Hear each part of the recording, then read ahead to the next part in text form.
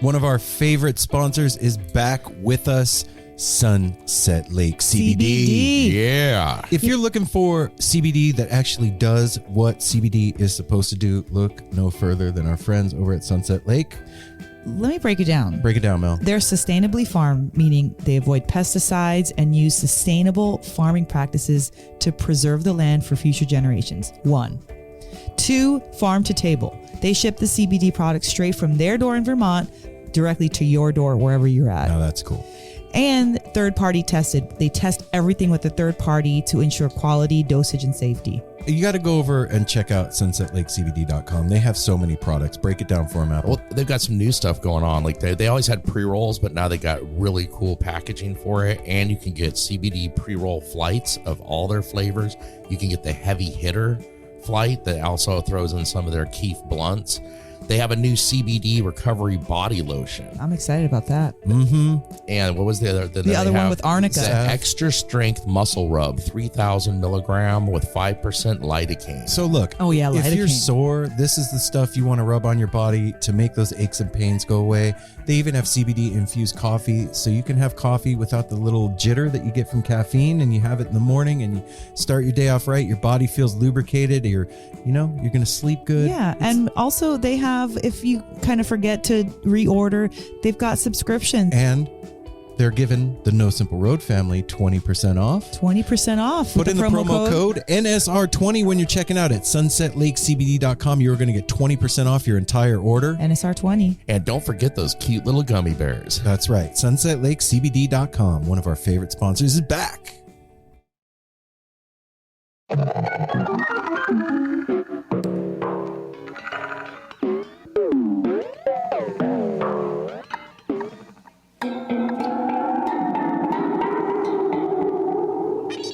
Hey, have you guys ever listened to Dogs in a Pile? Out of a dog? That you got from Electric Fish Lights? Shit. We have. We totally have. We didn't. Well, okay, not out of a dog. Out of We a listened to a sloth. what? And a minion. And a fish. So if you want to know what the hell we're talking about, go over to at Electric Fish Lights on Instagram or electricfishlights.com online. And what you're going to see are these lights that are made out of this thing called IQ technology. And it's these pieces of plastic that are these 30 interlocking shapes, and they can be configured. Upcycled plastic. Yeah. No less. And they can be configured into 15 different shapes. So when you put these shapes together, you can pretty much create anything. And that's how this works. You let them know what you want them to build for you. Like, let's say you want a mushroom lamp or a fish or a star or Porky Pig. Help me out here. Your favorite sports team. Yeah, they that does too. all the sports team. I have a Philadelphia Eagles light that I just love. And they are going to try and make it happen for you. All the lights, like Mel mentioned, are made from upcycled vinyl like milk jug plastic.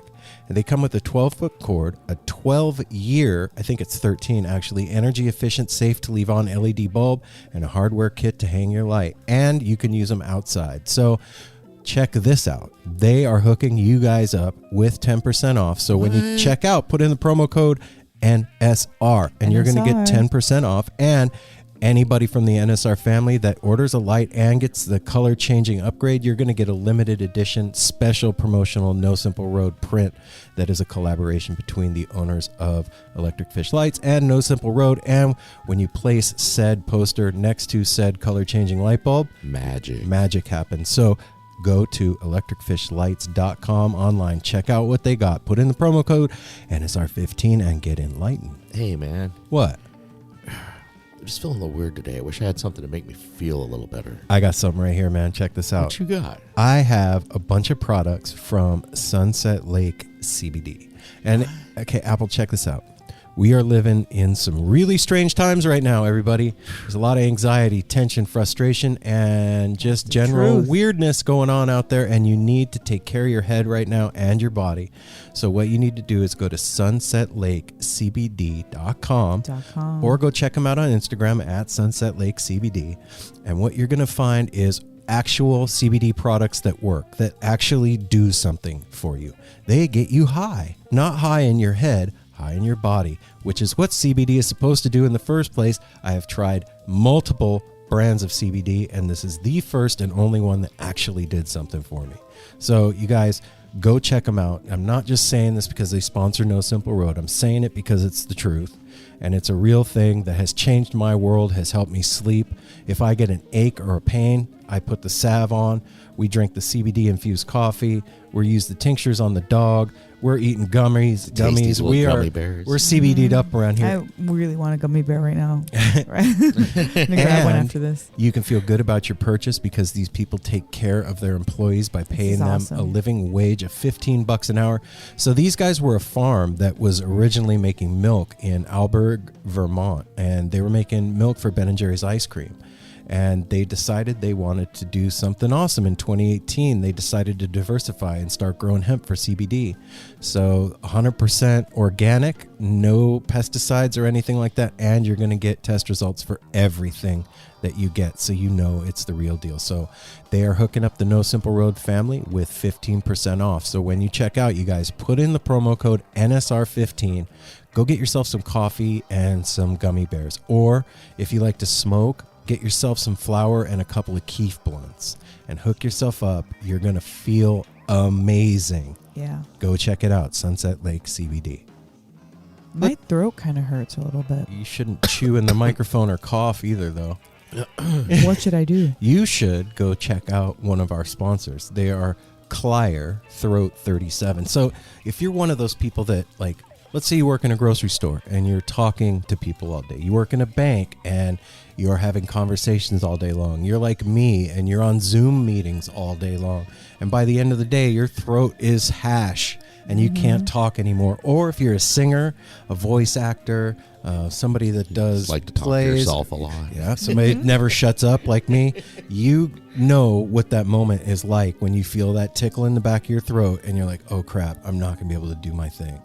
This stuff will save the day, man. Clier's Throat 37. It's like a soothing, it's all natural. It's a spray, and it was created and tested by singers for singers. So, you know, if singers created it and made it for themselves, you guys that are blabbing all day long, this thing is going to be awesome for you. It's awesome, organic, globally sourced ingredients that work to heal. There's no added chemicals. It doesn't numb your throat. There's no side effects. There's no bullshit, and you get relief. And a bonus, taste relief. Really good. So, you know what, man? This is something that you can use every day. You're not going to get sick from it. There's going to be no side effects. Well, it's got echinacea too, so it's nice. It's going to help keep your throat nice and lubricated and able to go all day long. It has been endorsed by lead singers of bands like Twin Peaks and Giants in the Trees, as well as by cast members of Moulin Rouge on Broadway. They use them to turn backstage concerns into front stage results. And now, No Simple Road listeners get 10% off Throat 37 at clier.com/Throat 37 with the promo code SIMPLE. That's CLYOR.com/Throat 37. Promo code SIMPLE. Go check it out. Don't let your throat be lame. Being part of Osiris Media means that No Simple Road is part of a family of podcasts and shows that are bringing you a deeper connection with the musicians and the artists that inspire your world and make your soul feel good. And there are a ton of podcasts to listen to on Osiris Media: Past, Present, Future Live, Groove Therapy, Broke Down Podcast, Fear of a Craft Beer Planet, Comes a Time with Oteil and Mike Fenoya. I could go on and on. If you're not listening to all the podcasts on Osiris Media, you're blowing it. So don't blow it. Go check out all the podcasts, you guys. Hey everyone, Chris Pandolfi from the infamous String Dusters here to let you know that my podcast, Inside the Musician's Brain, is back on the airwaves for season 4, which means it's time once again to get deep with influential musicians from all across the musical landscape to really understand and translate the lessons of success, failure, inspiration, and hard work that are behind the music and the artists that we love. My guests this season include Rachel Price from Lake Street Dives, Sam Bush, Chris Wood, Chris Funk from The Decemberists, Lindsay Liu, MC Taylor from His Golden Messenger, and more. Check us out, and thanks for listening.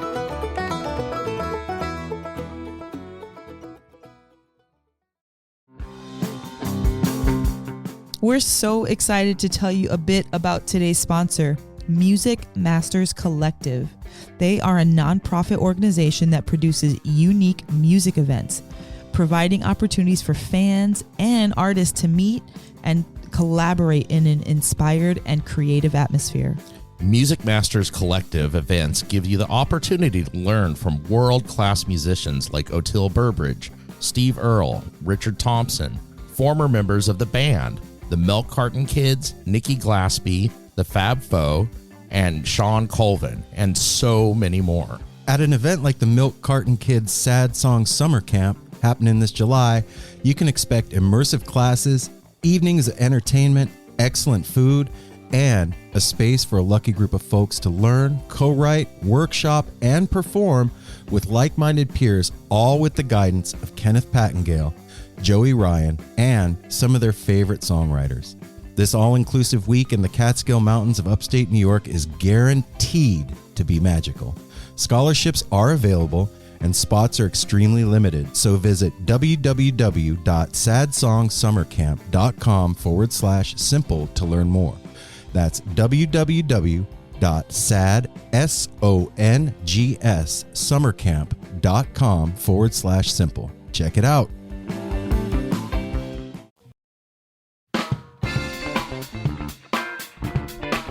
No simple road. No simple road. No simple road. No simple road.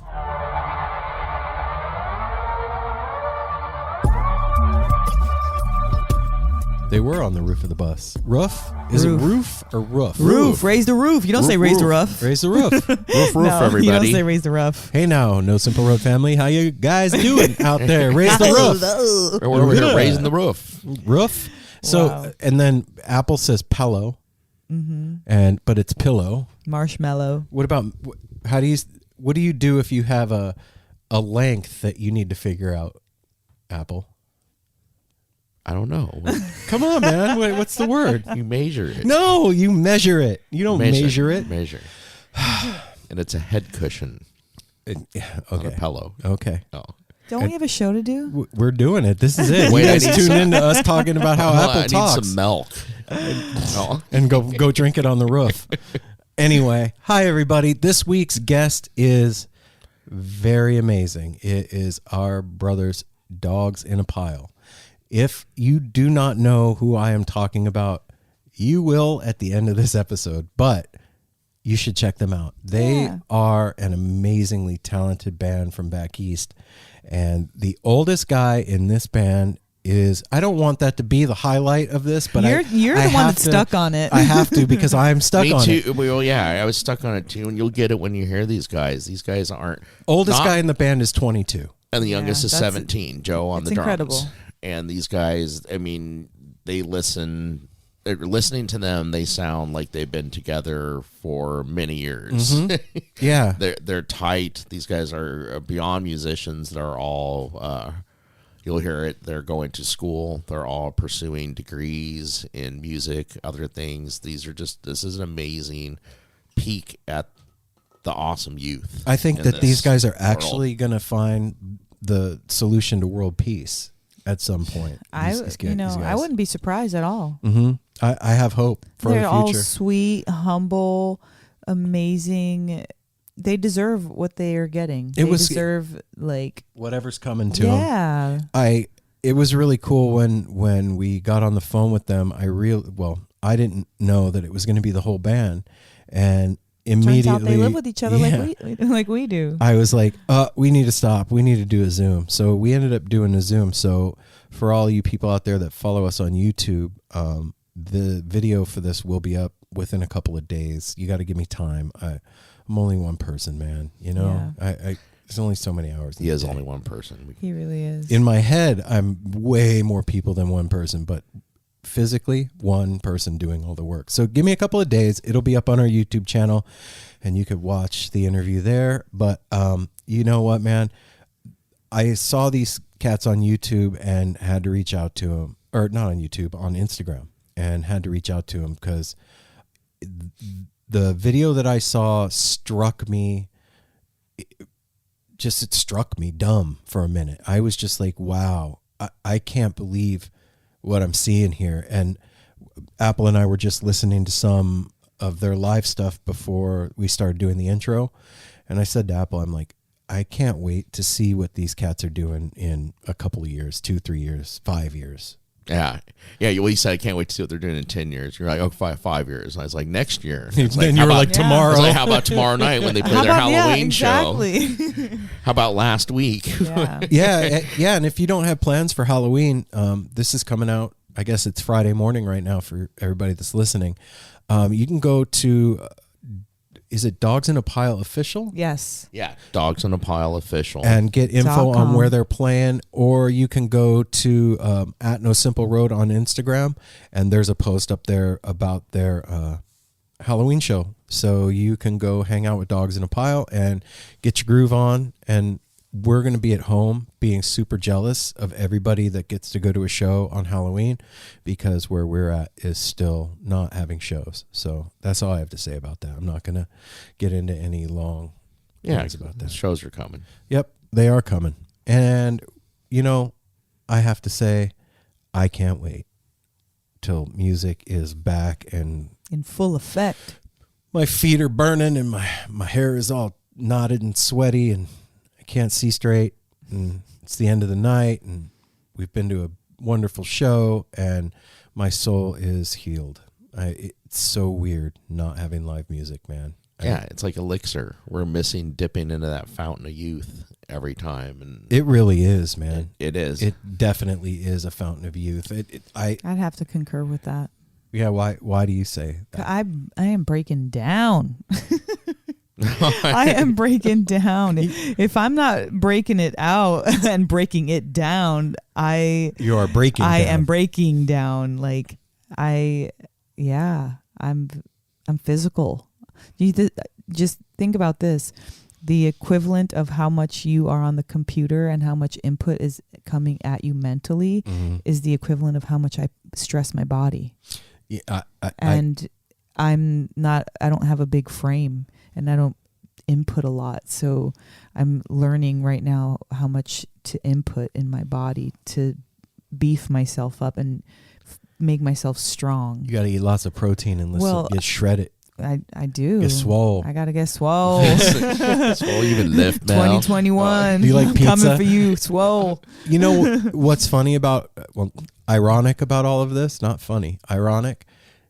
When we were taking psychedelics, Yeah. like 4 times a month or more for 2 years straight, none of us ever. 4 times a month. Sometimes, No. sometimes, Yeah, A sometimes. couple times. Yeah, a few times. none of the us ever sound. were ever getting sick. Nobody was getting sick. Nobody was breaking down. It was very few If you and don't far use between. it, you lose it. Oh, yeah. So the minute we all stop, everybody starts like, "No, I'm melting." Oh my goodness. Well, it's the same thing this year as of like everybody is not, well, I was going to say stucco. Well, I mean, that's true to an extent. Everybody's noticing all those things at home too. Oh yeah. Like that door jam's jacked up. Why is that spider web hanging down 5 feet? Yeah, you got a lot more time to notice the issues. Mel Darwin would like to go out of the room, please. That He must has be a requested Must mean writer's home. exit. Bye, Darwin. So yeah, man, it's crazy how just burning the candle at both ends and going to festivals and shows and interviews and running around the freaking town and traveling and doing all the stuff, totally fine. The minute we pump the brakes a little bit, man, the whole car gets all rusty and Those weird. Juices aren't flowing and gas ain't pumping. It's So It's the time you gotta like pull over to the side of the road and get that pit stop. it's a tune-up. Yep. We're getting a physical tune-up right now. Well, At least I am. yeah, For sure. I guess that answers the question of how was your week. It's been filled with Go ahead. health issues. Like just my health is like at the forefront of everything. I wake up and I'm like, how do I feel? And then usually when I wake up, I feel fantastic. But lately, just my gut, my tummy, my emotions, just all kinds of stuff. But luckily, I truly am in good spirits. I'm just having a hard go at it, like I'm just dealing with shit. So, amidst my funky ass moods where I don't want to do nothing, I don't want to go nowhere, I don't want to talk to nobody, I'm trying to figure out what I feel like doing and what's helpful for me. Yeah. Because I sometimes I don't want to do shit. That's part of my bad attitude. That's life, man. Yeah, that's it. That is life. And, I want to still have a good attitude about not doing shit. It's hard. Do you know what I mean by that? Yeah, it's not hard. It's more difficult to have a bad attitude when you have the amount of love around you that really is. That we have in this house, the No Simple Road family, our friends, the people in our lives. There's a lot of love coming at you all the time, and that really does make your perception of the world. I'm talking like not just Melanie, you guys out there too. Like it makes your perception different. It really does. Well, when we were talking last, when we put Heads Talking out, and I mentioned my UTI and getting comments and just, Todd Deckard. Yeah, it just made me think even further about our conversation that day about like you putting something out and then you're getting responses back. It isn't an echo chamber. No matter how many responses you get or not, there's still a response, and it's like outer space. No matter how much like we probe, we're going to get some like kind transmissions from another planet are coming through on the radio. We're all the stars, right? And so that's why you need to do it. That's why you need to create. That's why you need to get in the circle. That's why you need to show your style. That's why you need to, do that. And for all of you that don't know what Mel's talking about right now, go listen to Heads Talking, and then you'll understand the reference. But also with another part of my week was I was listening to Kate's podcast with Mom and Me Astrology, and they were talking about this super moon. It's blue moon. I'm sorry, not the super moon, but a blue moon that's coming up. It happens to. It is super when it's a blue moon, but when it happens to fall on Halloween. Okay, I was gonna say, is that the one tomorrow? It's tomorrow night. Yes, going into So that's like. Dia de los Muertos on the 1st. All Souls. Saturday night. I was thinking today's Friday. Yeah, Damn, I gotta go All to work Souls. tomorrow, And so there's all these things about the veil being thinner and being able to speak with the astral world or the spirit world or the people that you love that have gone and stuff like that, and things that you can do to use the moon as like a magnifying glass for things that you want to know about yourself, your career, relationships. So, it was just so profound because I'm going through all this stuff with my health, and that's what I'm doing. It's coming up through the full moon too. I have to have immediate attention. I have to pay attention to the small things because everything that's going in my body is having an effect now because I just detoxed it. Right. So now, you can't just put garbage in there and think that, oh yeah, you did detox, so now you cleaned up.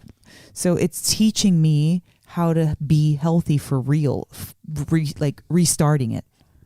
Yeah.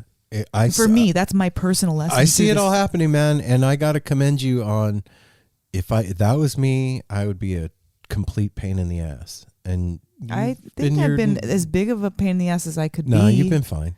It's been fine. You're a sweetheart. I was gonna say, you've been pretty much a champ pretty about chill. it and stuff. And it's like, Mel, you've always been one to have a hard time admitting when you're not feeling good. Oh yeah. In the past, for sure, like getting mad, like Mel, you don't look fucking, like I'm fine. I don't down like my to. Face. but that you've talked to all of it. The other night, me and Ryder, and of course you've talked to Aaron, and we're like, I'm kind of worried. I need to watch. Yeah. I'm not feeling good, and that's. Yeah, when you're scared in your body, that sucks. You know, and you can definitely tell when your energy's down. Your energy has definitely been down. For sure. It's like you need to be mollycoddled a little right Yeah, now. I do. I feel we've all like been that. kind I of got mellow you. around here. I've definitely felt like I need to be the baby in the bassinet and like had the cozy blanket and the footy jammies and like the little warm got you, strawberry baby. smell in the air and like, you know, feather and cheek and like lotion and all the things. little cheeky, Yeah. with some cheeky cream. Yeah. Lullaby, exactly. Little face massage. Little like arm Wow. tickles. Yeah. Nice. Deweys. Yeah, little deweys on your arm. We'll discuss this off the air. But yeah, so you asked me how my week's been. It's been feeling like I need to be nurtured and then also nurturing myself and figuring myself out, like my Rubik's Cube self. I get you. And And thanks for being patient and loving me through this, of you guys. course, 'cause babe. Both I got of you, you. everybody. My dog, my 'Cause road even, dog. Well, Ryder came in the other day. He saw that I was bummed and he was like, "What's wrong?" And he legitimately listens. Ryder's a Like, good listener. Oh, he's Ryder not is like such the listening, looking sweetest at his concern. phone or like has one foot out the door. He's like squared up with you, eye contact, and is like, "Oh, really? Like?" He asks questions and like being able to unload it like that is part of the process. Mhm. Like saying it, and you know, I didn't intend on all the mental detoxification that's happening, that's coming up through this for me. I'm not going to bring it up right now, but I'm just saying I didn't account for how deep this detox was going to be. Mind, for me. body, and spirit are all connected. Oh, And yeah. When you detox one, Oh yeah, the shit's gonna come out of all of them. it's going to hit It's the gonna fan. hit the fan. But you know what? I'm really proud of you. Like I said, of how you've just kind of hung in there, and I know you've been uncomfortable and not been having a good time, and you're wonderful. I love you. Thank you. It's really baby. cool. How's your week been dealing with all that? You know what, man? I'm on the roller coaster. Yeah. I'm been riding the roller coaster for a while, and it's not fun. It's not a fun roller coaster. I have realized that quarantine has been really productive for me personally, in that I have started doing a couple things that I've put away for a very long time that make me feel good. And playing the guitar is one of them, and drawing is the other. And they really overlap with each other in a lot of ways. I see similarities in both things with myself, and really been enjoying, like, What kind of similarities? just in that, like, practice really does make a difference, a huge difference in, Whether you're doing your skill or not. yeah. And then also something that always discouraged me with both things was hearing other people's style playing and also seeing other people's style drawing. And I never felt like I had a voice or a style. And I'm learning how to cultivate that in both of those spaces, That's awesome. and figuring out what's me in my art. It's been really fun. That's the word, to watch. You bring your little drawings like a kid, like, "Look, Mom, look what I did today." And they're always so cute in their own way, because, you know, even in your dark stuff, which I totally love, it's got a cute spin on it. You know, it's got like a cute butt or a, you know, tubby belly or like little sweet eyes or whatever. And that's you. That's why I love you, because you are like that. You're like a cartoon, but serious business, but funny, but sweet, but like all of it. And you're sharing it more Yeah, too. To that's- see you sharing it, it actually shocked me when it was like a month ago when it was one of the first cartoon ones you showed us, and then next thing I know, you'd posted it on Instagram, and that not so unlike you, but not something you would have done before, like share with everybody, like, Yeah. look what I did. I'm more You're comfortable. doing that. You're way more comfortable, and his cartoon drawings are dope. He's been doing those forever. There are so many pictures. Well, I made it a point, like I said, I'm on the roller coaster, and like being home, I was telling Mel, we went for a walk today. Like, I've been home for 8 months, like a Yeah. lot of you guys out there, but I You're about to have Yeah. a baby next month. have been home for 8 months, and like maybe 2-3 months ago, I was like, okay, at some point this is going to stop and I'm going to look back and go, I was at home for X amount of time. What the fuck did I do with myself? What do I have to show for it? Yeah. And I was like, I need to do something. Like, I'm going to learn how to speak Mandarin or fucking learn French. I know another thing that you picked up since you've been here. What? Baking. Yeah. Baking. No, you've really you bought that bread proofing bowl and all that. Like, Yeah. You say that. Yeah. I know where you were going, but you need to add that in. Like, you've done a lot with this time that you've been. Yeah. And you're a lot. You're learning you're not learning to speak Mandarin, but you're learning to speak mandolin. Yeah, yes, I am learning to speak mandolin. But I decided, like, okay, what are the things that I'm passionate about? What are the things that I love? Like, when I'm supposed to be doing something, but I'm fucking off, what am I doing? That's the stuff that I want to pay attention to in this time. So, like, at work, when I'm supposed to be paying attention, but I'm fucking off, I'm usually doodling or listening to music. So I was like, all right, I'm going to make myself sit down and draw every day for the rest of the time that I'm in quarantine. And I also did the same thing after we tripped the other night with the guitar. All right, I'm going to sit down with the guitar every day. So I'm going to do a little bit of both every single day. And by the end of this thing, let's see where I'm at. Aw. You know, so. Well, you're already pretty far, but I see where you're going with it. And it's really cool. Like Apple said, to see you having the confidence to share it and like own it. Like own your voice and like own your Recognize your his work. voice. And I'm proud to. What? Well, I'm proud We also recognized it for a long time. to wear that shirt that like our logo. I love that logo, and I love that you're putting your stuff on more things, and it makes me happy because that's what you should be doing. You are a graphic designer, so why not sell your merch? We have a platform. People do love your style. Like, it's great to see the fullness of it.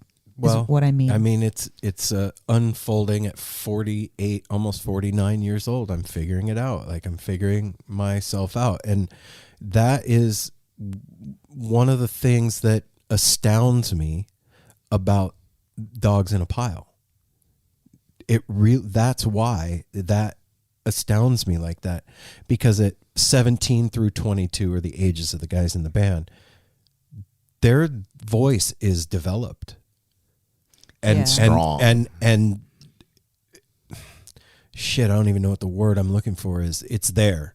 And to see that present in somebody that age that is just getting started, it's exciting to me, because I think that's one of the things that, like, if I beat myself up about anything, it's that I wasted a lot of fucking time in my life doing dumb shit when I could have been or should have been or blah blah blah. What did Wookiefoot say? Don't put Don't your shit on me, and I won't put my shit on you. Exactly. Yeah, no, but I did. I wasted a lot of time. I did dumb shit, and But you learned a lot. I know. I know. I get where you're understand all coming that. from. I've heard it all, but I get it. No regrets. No Not regrets. even one letter, Apple. So anyway, Yep. enough about me. What about you, Apple? I'm good. All right, cool. So Darwin, how are you? No. Well, Mom's not feeling great. Dad's always busy drawing and playing the guitar. And Apple's fine. He just ignores me. I just want treats. You guys can send treats to @NoSimpleRoad. And look, here he is. He just came in the room. What's happening? I heard you doing my voice. He busted in the room. He came straight over to me like, Apple, you don't know my life, but you got a treat. Okay. So anyway, and I'm doing pretty good. It's the same thing. The only thing is, this has been a long time. I've been working, as I've said, more than normal. We've been more busy than normal, which is awesome, getting the medicine to the people and stuff. But I'm getting to the point. I'm glad it's holidays. Things are changing to this time of year where it's time for coziness, and to me, the comfort season. Like putting on your hoodies, putting on your jackets, having that blanket, lighting a fire outside in the fire pit, because everything up to now since April has felt like rinse, repeat, rinse, repeat. Right? nothing, we're doing the podcast. That's the main thing I look forward to. But with no shows, planning no, traveling anywhere, all those things being gone, and just really beginning lately to feel like a robot. Just like, I love my job. I love everything. I love being able to get out of the house. I get it, man. You don't have to qualify. I know you're grateful. Yeah. But it's just getting monotonous. Like it's all I do. Try not fucking leaving the house for 8 months. So this is exciting coming up to the holidays. We got Thanksgiving coming up, which is always awesome. Halloween this weekend and stuff. Not that we're, really doing much, but it's the feel of this time of year. Yeah. I love the fall. Well, and I think that to getting ready for the holiday, even if we're not going to go anywhere and no one's coming to us, like, we'll bring that joy. It sparks joy. Mm-hmm. It really does. It brings, it really does. When the lights come on and maybe like there's like an orange tablecloth and like candles and stuff. Hell yeah. It's holidays is awesome. Yeah, sets it off. Comfy, it takes you back to, childhood, all kinds of different things. It's regardless of who you're voting for or any of that, like, there is hope in the air right now. Yes, there's I believe so. There's like a breath of hope in the air. People are hopeful, and so am I. So and we'll see. yes. Whatever. Enough about that. But I just want to mention one. Well, go ahead. I know what you mean, Apple, about the robot rinse repeat thing, and it's I don't know how to tell you to alleviate that, because well that's why I'm bringing that up, is because it feels like that's starting to get alleviated by the change in the season. Like the summer is over, because spring, this all started in spring. So like the time when shit's supposed to come to life and everything's going on and festivals was gone. Yeah. It's almost like flipped, like the season. So now spring and summer's over, which also to me takes off a little bit of pressure. Like, I should be out doing something. It is beautiful today. Now it's like, ooh, it's cold. I want to get home and hang out. It's going to start dark a fire, at 3 in the have afternoon. some cocoa and marshmallows, and it's just I love this time of year. Yeah. Maybe it's the Santa in me. I don't know. The Santa's starting to blossom inside. Yeah. A couple of months ago, he's like, "Fucking Santa's not coming this year. I'm not doing Santa." Everybody's getting hand sanitizer and a 6 foot 6 foot stick. What were you gonna say, Mel? I was going to say, today at work, I was speaking with the lady, and we were talking about the things that she was trying to do for her 2 14-year-old and 16-year-old, because there's no Halloween this year. And she's like, my 14-year-old is really taking it very well. Like, she's like, I'll just make a costume, and, we don't need to spend any money. I don't even care about chocolates, so don't worry about it. And the 16-year-old is really upset and wants to see her friends and wants to dress up, and it likes Halloween and wants to do stuff. And so she was there getting their favorite candy from Trader Joe's, so she just gives it to them instead of them buying a bunch of candy that they not going to eat or whatever. And she was kind of like feeling bad about talking about her kids having bad feelings about something so trivial, and like, it's not trivial. Exactly. Like, it's a silly, dress up holiday, blah, blah, blah. No. That's a tradition. It's a tradition that, like, global. Well, it's almost, on the way home, I heard that, like, so many, well, I mean, you can fact check me, guys, so you find out. It's not. But it's not Halloween. It's like, Mexicans have Dia de los Muertos, and like there's lots of different, All Hallows Eve, like for Christians, blah, blah, blah, whatever. So, or All Saints Eve, Souls, whatever it's called. Anyway, the point is, the one Christian thing. Yeah, it's a Christian thing. Look it up. Yeah.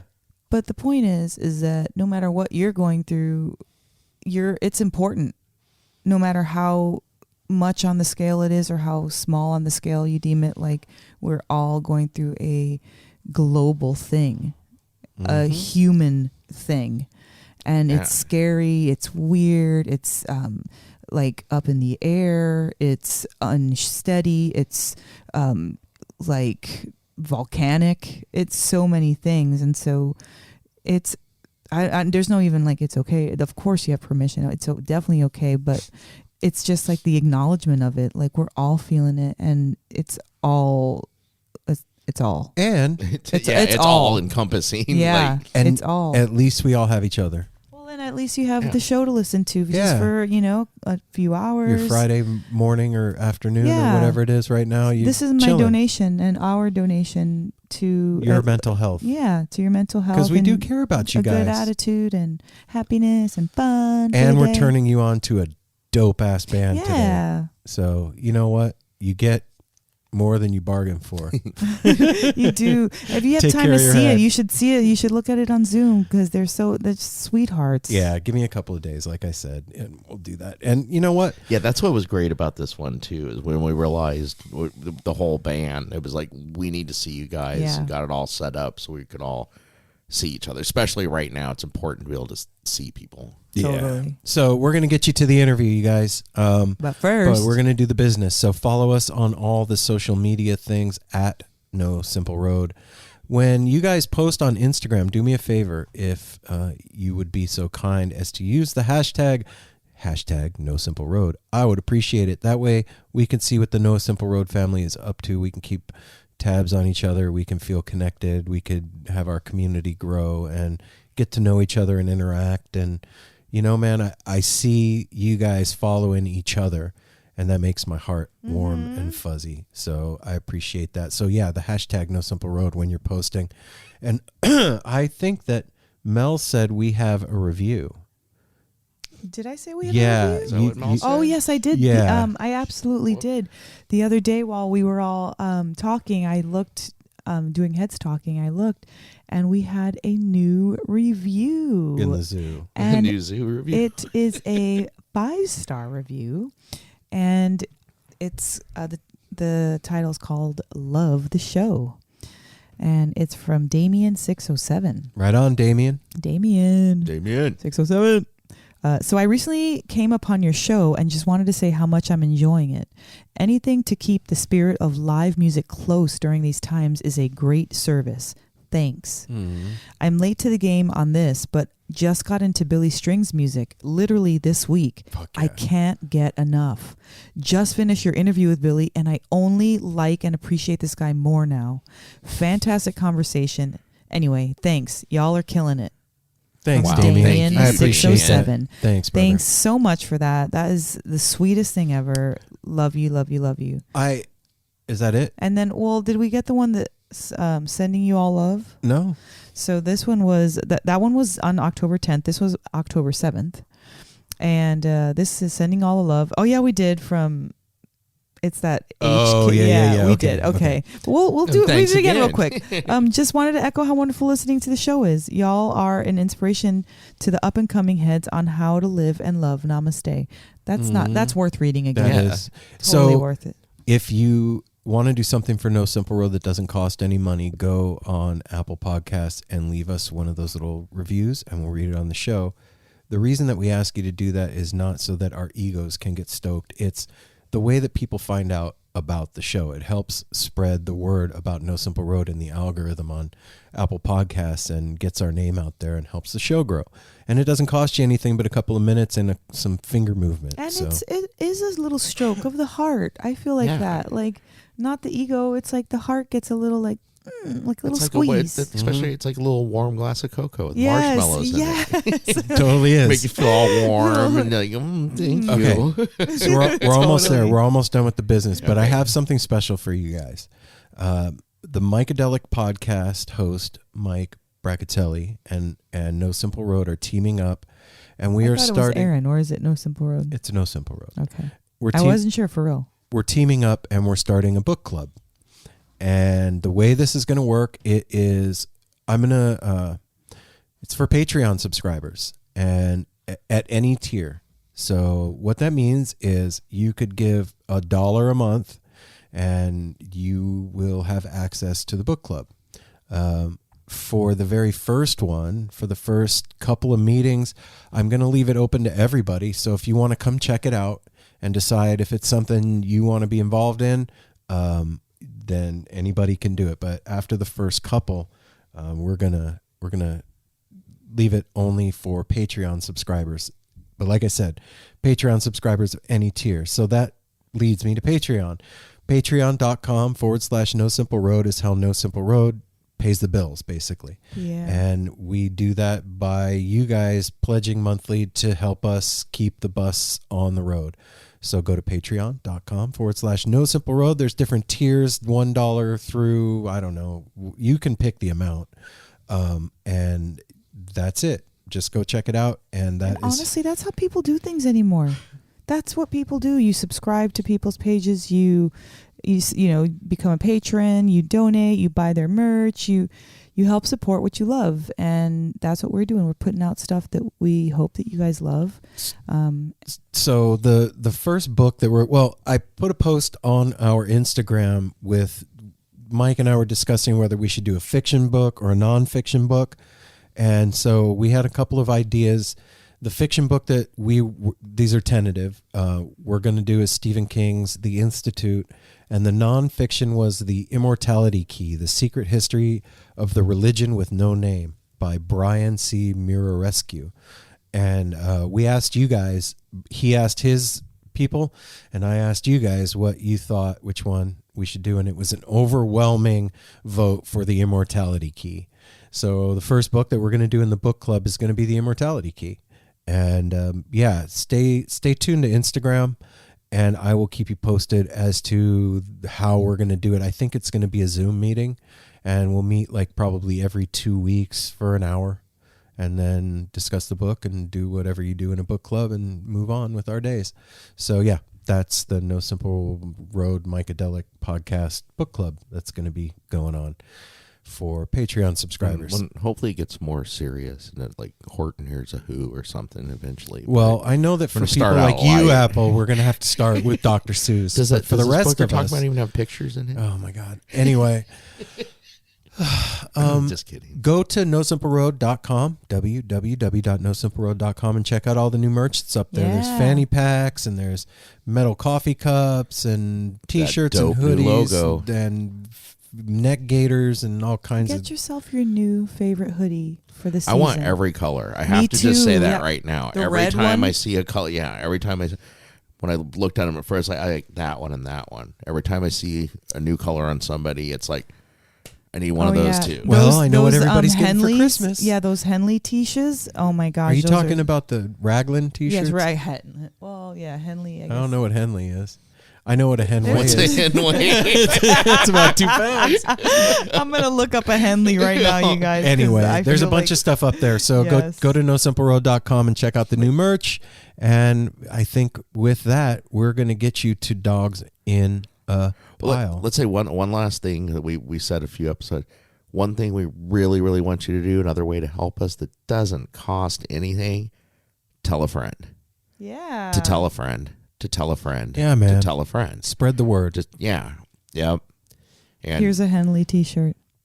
Okay. It's got those buttons down the middle. I That's know cool. it's not, That's but definitely not what we have on our website. I know it's not. We don't have Henleys yet. Those would be dope too, but we have the Raglans, who and that's knows? what Keep I'm checking talking back. We could Yeah, have right? with Henleys. If there's an overwhelming response, then yeah. Yeah, Henway, Dick for. Anyway, you guys, thank you for hanging in there with us. Yes, thank you so much, everybody. I want you guys all to know something. Your mental health is important, man. And if it means that if you don't have anybody to talk to, you can reach out to us. And I mean that. info@nosimpleroad.com. Somebody did reach out to me today. You can DM us. I will respond. Mel will respond. Absolutely. Apple will respond. Happily. Yes. And it's important right now, man. And that is what community is for and what it's all about. That is the strength of this jam community and the scene that we're in, is that we are truly a family. And if you're having a hard time out there, you know, we were just talking about the holidays coming up and all that. I know that this time of year is funky for a lot of people, and extra funky this year. So if you need somebody to help you out, man, we're here. So that's all I wanted to say before we get to Dogs in a Pile. What- Your new favorite band? What? I keep on thinking of one last thing, because I just started doing this after we talked to these guys. Go to YouTube, check out their live music, all their videos. There's some good stuff up there. They have their covers of Dead material are amazing. Oh, that Top one. notch. Yeah. Jason Crosby playing Yeah. fiddle. Or Yeah. New Speedway Boogie. These guys are special, and you're about to find that out here. So without further ado, the No Simple Road crew gives you Dogs in a Pile. Nothing left to do but smile, smile.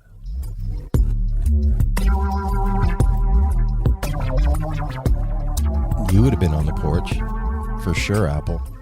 You're always on the porch. 2 a.m, there's Apple on the porch. No, that's not true. It is true. No, I hang out Please on a enjoy the veranda. Verizon ringback tone. Hey, brother, how you doing? What's up, man? Nothing much, man. I'm here with the whole band. Oh shit! Whoa. Really? We got. Yeah, everybody's there. Oh fuck yeah! Right on. We're used to like 1 or 2, so that's rad. Thanks. Right on. Hang on. Hang on one Oh, yeah, second. we're really excited, man. All right. It's settling in Let me here. get myself situated here. Got to get his ass straight. Oh. So, this is Aaron. This is Mel. Welcome, guys. And then we have one more. And this is Apple. Thank you for joining us on Sunday night. What is it, like 9 back there? Yeah. You guys are chilling, giving us some of your nighttime here, man. Thank you so much for joining us. We really are digging on you guys. Yeah, man. Before. It's our pleasure. Oh, right on. Before we get going, why don't you guys introduce yourselves and tell everybody who you are? So, the phone, I own the phone. I'm Jimmy. Right on. Magical phone that we are using to enter telephonically. What instruments do you play? I forget, honestly. No, I'm just kidding. I play guitar and I sing. Next to Jimmy is Jeremy. That is I. I play keyboard and I also sing. And next to him is Brian Murray. I also play guitar and sing. I'm Sam Lucid. I play bass and sing. My name is Joe Babick and I play the drums. He also sings. Yeah, I was going to say, I was going to Joe. say, we saw you sing. Yeah. Yeah, that's right. He's unwilling to admit it. That's one thing I love is that all you guys sing and you all have good voices. So kudos. Thank you. Hey, I'm going to throw a curveball. Do you guys have a computer there where you're at? I have my computer downstairs. We should, Jim, your computer. Oh, I have mine, yeah. Do you guys want to do this on Zoom since you're all there? Why not? Yeah, sure. Yeah, why not? I love that Let's attitude. do it, man. Let's do Zoom so we can see each other. I want to see you guys. Yeah. All right. Give me like 3 minutes to set up a Zoom, and I'll call you, or we'll figure it out from there. I mean, Yeah. I won't say anything controversial right now, but yeah, we are. We're not anything like that either. Yeah, I see. Yeah, you guys are keeping it We've all been tested. loose there. We're all sick together. That's how we look at it. Exactly. It's like, man, when you live together and you're Yeah. friends, I mean, come on, you just got to do what we do. Live. All right. There we go. Full screen. All right. I made shit work. What? Look at that. Guys, what a beautiful bunch of guys. Welcome to welcome. So the way that we ended up finding out about you guys was Instagram. Like it's nuts how active the jam community is on Instagram. I mean, I think we owe a huge part of our listenership to that whole scene there too. Instagram. Yeah. Shout out Instagram. Yeah. But I mean, they're evil, but they're amazing. I mean, It's a tool. It's a tool that, when used right, is very beneficial. yeah, but you know, man, the thing that struck me about you guys was how young you were and how fucking awesome the music was. I was sitting out on the porch. It was like 6:30 in the morning, just waking up, trying to shake the cobwebs out of my head. And I came across a post from you guys, and you were playing in a backyard somewhere. And I was like, holy shit. I need to know more, and started digging in a little bit to you guys, and it's really amazing, man. So what I want to know is like how this whole thing came together, cuz we've talked to a lot of musicians, man, that like struggle for years to find the right combination of guys to come together to have the magic that you guys have right now. So I'm curious how it like came to be. Sam, you want to tell? Yeah, I can tell it. Yeah. So I mean, yeah, it is really, really special to have like, 4 guys, 5 guys in a band that like are able to do what we can do together and like have, it's obviously so special. So how it started was a few years ago, maybe 3-4 years ago, I want to say. I was introduced through some mutual friends to Jimmy and Joey, and I jammed with them probably when Joey was 15. Joey's 17 now, so I jammed with him for the first time when he was like 15. I'm 22. I'm the oldest member. Holy so then, we were playing Dead covers and stuff. We didn't really have a name of the band. We had another guitarist. We had a keyboard player friend who would sit in. And then I ended up going to Berklee College of Music, and I met Jeremy and I met Brian. Well, I met Brian first. We became really friendly, started writing songs and jamming together every day. We met Jeremy because we were starting another band up there, and then basically the bands merged. That's the simplest way to put it. Okay. I think also Sam just kind of forgot a little bit. Me and Joe have known each other like most of our lives pretty much, and we like pretty much since I was like 10 and Joe was 7, and we played music together for a while because our dads were good friends and big Deadheads, and then we met Sam when we were older. So. Yeah, the magical thing about it is that it really happened through crazy series of circumstances, That's how the best shit happens. Yeah. Like, go ahead, Apple. I was just gonna say it's mind blowing, man. That's why I was gonna ask how old you guys, because there's not. I do a lot of research, like building up to this, and I love it like this. Young guys, like there's not a lot of research to do. You guys are just starting out, and your sound is so deep and so tight. We're grooving on it today and stuff, but this amazes me. So it's 17. You're the oldest 22. at 22, Sam. 20. This is just, and it's just amazing. I forgot what I was going to say. I got like goosebumps when you said that. I knew you guys were young, but I was thinking like early. Not that age matters, but just that blows me away, man. That you guys are this tight already. Me and Aaron were talking about.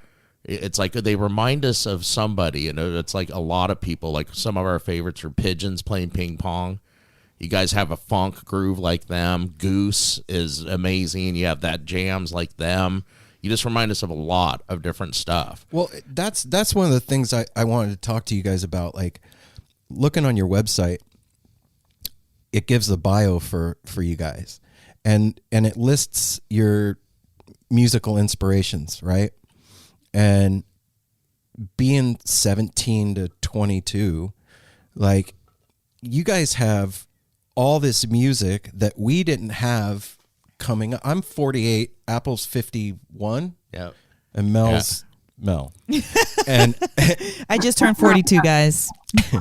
and so we didn't have like the deep pool of we had genres and the music. 60s music and some 70s shit, and that was it. But you guys have this huge pool to pull from, and to have landed on the influences that you landed on trips me out, because how does that? You said Steely Dan. Yeah, I know, what the Steely Dan is my right. shit. Yeah, I'm in the kitchen when I'm cooking. I got Steely Dan on the radio because it's just like some wine and Steely Dan, and cooking in the kitchen is like my happy place. Wait, what was that? Did you say? I know almost every Steely Dan song, probably like at least 30, 40 Steely Dan songs, I would say, probably. Holy shit. Hell yeah. And you're wiser because of it. Yeah. But seriously, how did that stuff come into your guys' world? Like, that's not typical for Parents, what do maybe? I know? Shit. But how did that happen? We definitely all came up in really interesting, different musical atmospheres, I guess. Yeah. My father, for example, was a massive Deadhead and a massive Frank Zappa guy. And I didn't get into Frank Zappa or the Dead until somewhat recently, 5-6 years ago. But as soon as that happened, I was hooked. And I was So what did it do for you, though? Like, you said you just got into it. Like, how did it start to influence your playing? Shit. Like, because have you been playing for longer than 5 years? I have. I've probably been playing for 10, 11 years. Okay. So do you like know a time like pre-Frank Zappa and Dead inspiration, than when you first started? Yeah, I definitely do. I mean, Frank's music is some of the most complex out there, but also some of the deepest out there. And there's a certain maturity to his music And the Grateful Dead's too. If you listen to them from the beginning to the end, the way they matured is really so incredible and interesting. And that maturity is what I strive for personally. Wow. Well, I think that just the year, like, think about it. You have to get better doing something your entire career. If you're still just like a B plus at 30, 40, 50 years in, there is something going on. So just the sheer ability of doing it. Yes, absolutely. But let's go down the line too, Joe. We're like going like your upbringing, the influence where it comes from, because I'm sure it's probably a lot of parent stuff, which I'm probably older than a few of your parents. Yeah, well, my dad, as Jimmy said, was of course a big Deadhead, and so yeah, I've been listening to the Dead my whole life pretty much, but not really until maybe 5 or 6 years ago did I really get into it and start going to shows and stuff. But then meeting these guys, I got into a lot of different kinds of music like jazz and Steely Dan. I got really into Steely Dan at a similar time with Sam. Yeah. So it was fun. I would like to elaborate on that point. I think the way that we share music with each other is very important too. Sam brought Steely Dan to everybody. I like to think I brought Frank Zappa to everybody. Jim and Joe, they grew up on the Dead. They really pushed that into us, And Brian is, he comes with this interesting Fish, Chet Atkins, Tommy Emmanuel kind of blend. Yeah. Jerry Reed. What? I love it comes through in the plane. Yeah, it does, man. It's cool to hear that, like, your parents were the ones that turned you on to the music. So I have an 18-year-old son. He's listened to the Grateful Dead his whole fucking life until he wants to throw up. He hates it so much. He like and he'll like do the opposite because I like the Dead, right? Yeah. And I'm just, that is interesting to me because you adopted it as yours too. Like, was there ever a point when you were like, fuck that shit, I don't want to listen to that, and then something happened, or was it always cool to you? Well, no, yeah, it was always cool stuff to me. It was always really interesting music. I always, I knew pretty much all the songs by the lyrics, but not necessarily by the names until a certain point. Mm-hmm. But yeah, until I went to my first Ed and Company show, it was set from that point. So when was that? It was probably 2016. So was it 4 years ago? So Vegas. Yeah, that's true, because it kicked off right after Fare Thee Well. The year 16. After, yeah. A fresh-faced 13-year-old. Holy shit. Awesome. That's rad. So when I went to my first Dead show, I had no idea like what I was getting into. No clue. And dosed in the parking lot and went in, and they were playing Feel Like a Stranger, and I was fucking done. Like, that did it. And I got chills already. yeah, dude. You're leaving out that he was wearing a Misfits shirt and was total punk rock. We've been friends our whole lives, and I was a metalhead. He was more like a punker, but kind of that same vein. Mm-hmm. And I went back to Vegas and like sold all my shit, bought a school bus, and went on tour. Like I wanted to know all of it. I wanted to see how the engine ran. I wanted to be able to take it apart and put it back together again. Like, I didn't want to leave. And I thought he was completely nuts, and then I lost my best friend. It was like, what the fuck these hippies do to him? Fucking bye. But it trips me out, man, that like, it's 2020. It's been 30 whatever years, math. It's been a long time. No, it was 50 years. No, for me. Oh, for you. It's been, it's been 30 years. But yeah, the music, 50 years. And you guys at your age can go to a Dead and Company show where Jerry's not even there and have that same mind-blowing experience to the point where you want to make the music. You know what I'm saying? Have you guys thought about that at all? Like the lineage of it, and like how you're kind of like taking the mantle as the music gets passed down. Do you get what I'm saying? Totally. Absolutely. You know, honestly, it makes me think like, Jeremy was talking about how the music developed for the Dead from the beginning. And even like with us, I think about from the first time we played together, and like even now, like every show, every weekend, it's different. And it's like gets better and better, or just changes for the better in whatever direction. And I'm just like almost scared to think about what it's going to be like in like 10 years or something, because it changes so quickly. But what does that feel like? Like for you guys, I mean, because I can hear it. I can hear it happening. You know what I'm saying? Like I see a lot of bands on Instagram, man, and they don't do that. And so for guys, I hate to keep bringing it up, but like guys that are young like that, I guess the question is like, do you know you got something special? Yeah. Sorry, go ahead. Yeah, I think, you know, I remember the first time we played, like, the five of us in a room together, and I was just like, I got into Fish when I was, and bands like that, the Grateful Dead, when I was like 12. I found them, like, on YouTube and started researching the hell out of them. And for years, I was trying to tell every single friend and everybody that I knew that played music, like, what I just found and like what was going on here. And I was like, you got to play this with me. And they're like, oh yeah, you know, that's cool. And I tried, I made, you know, started a few bands, like, you know, tried to find the right people until years later, like I finally found this guy first, right? Well, I met you first and then Sam, and we started doing this stuff. And then, you know, it was just the three of us playing in Boston, Jeremy and Sam and I. And then when we all sat down in a room and played together, the five of us, for the first time, and shared the same dream and the same goal, and had, you know, similar influences, but also, you know, different influences that, you know, we, you know, inspired each other with. It was just like such a magical feeling. And I think I can speak on for all of us when I say that we're all very, very grateful to have met each other. Wow. And then doing this every day and living together, and you know, it's really cool. Mm-hmm.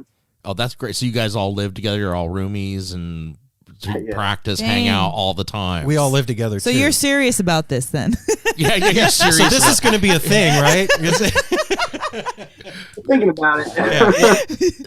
The other thing I see too with you guys, like you are in the middle of your like your beginning of life, and you guys have such a. When I first heard you, when Aaron was playing him outside, because he does that, he'll be just playing something, not say who it is, and then I'll be like, you know, it's like Goose, Fish. You guys have so much sound going on, and you're so young, and you're all in school, like pursuing degrees and stuff and education, and like you're not just like I quit college and starting a band and going on the road, ma. You're like you're doing so much at a young age, and it's cool that we did the video to see you guys, because you can like see. Yeah, it's actually it's inspiring. You guys, is great, especially in like the quarantine, like all this shit going on this year. To see you guys, and man, 2021, look the fuck out, because shit's gonna be jumping off. So for this year for us was going to be like the shit. Like we were the official. It is, Aaron. No, it's bullshit. Bullshit, yeah. So we were the official podcast at Northwest String Summit. We were the official podcast of Skull and Roses Festival. We were working on being the official podcast of Lock-In. Like we were going to bust out this year. And then shit happened.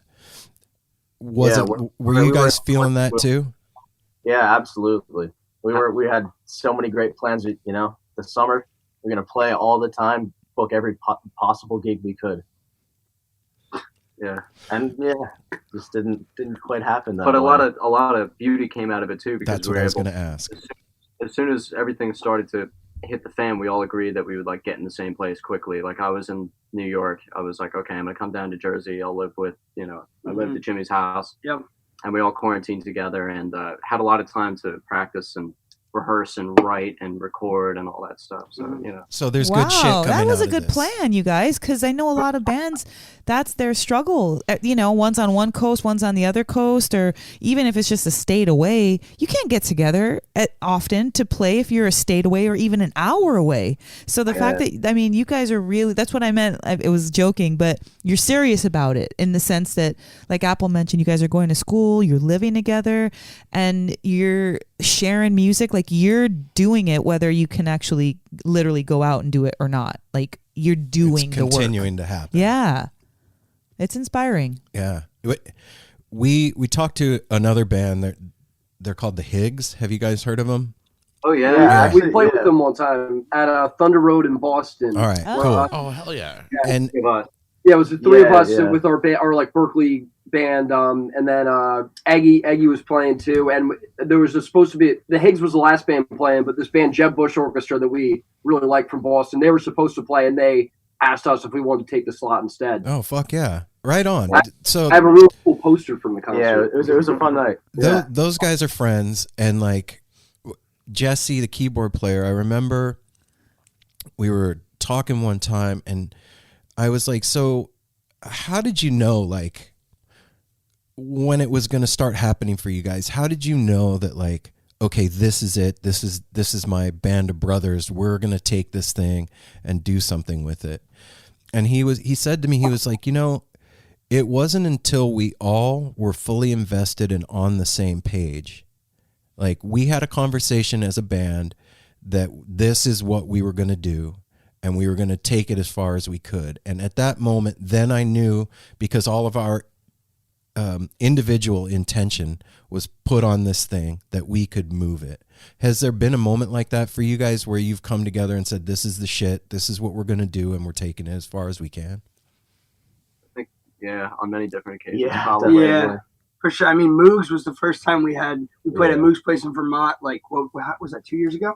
No, two. It was a year. It was last year. Almost 2 years ago. Was it? Oh yeah. So that was the first time Brian had played with us on stage, and I mean, it was pretty much right after that where we were like, all right, well, this is the band now. Yeah. Wow. It's a cool thing to, like, find people in your life that you click with, first of all.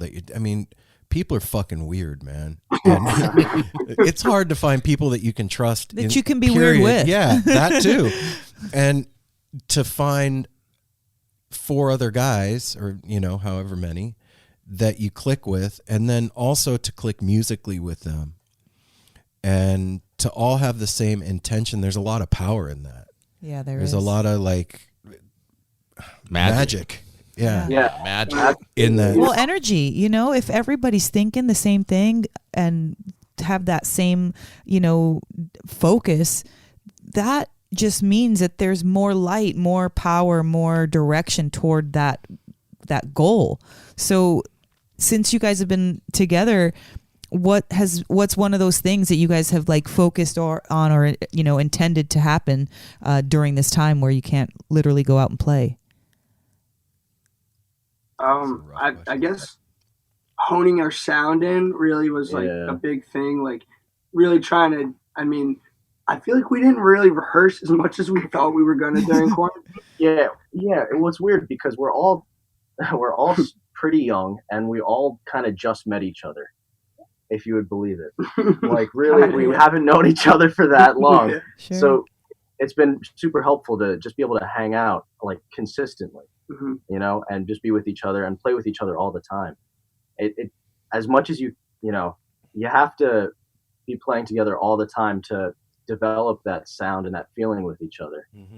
Yeah, but I think also it's almost more important to have that friendship underneath it. Yeah. And the brotherhood, you know, Yeah. like, I know you were getting there pretty much, but, like, if you have that, if you hang out all night, and even if, like, I forget, I heard somebody in an interview say it one time, but, like, if you just hang out all day long one day, sometimes it's more productive than having a rehearsal, you know, it just depends. Yeah, that conversation, like we always say, like, music is conversation, and then the conversation continues off the stage, and for you guys to be building that brotherhood.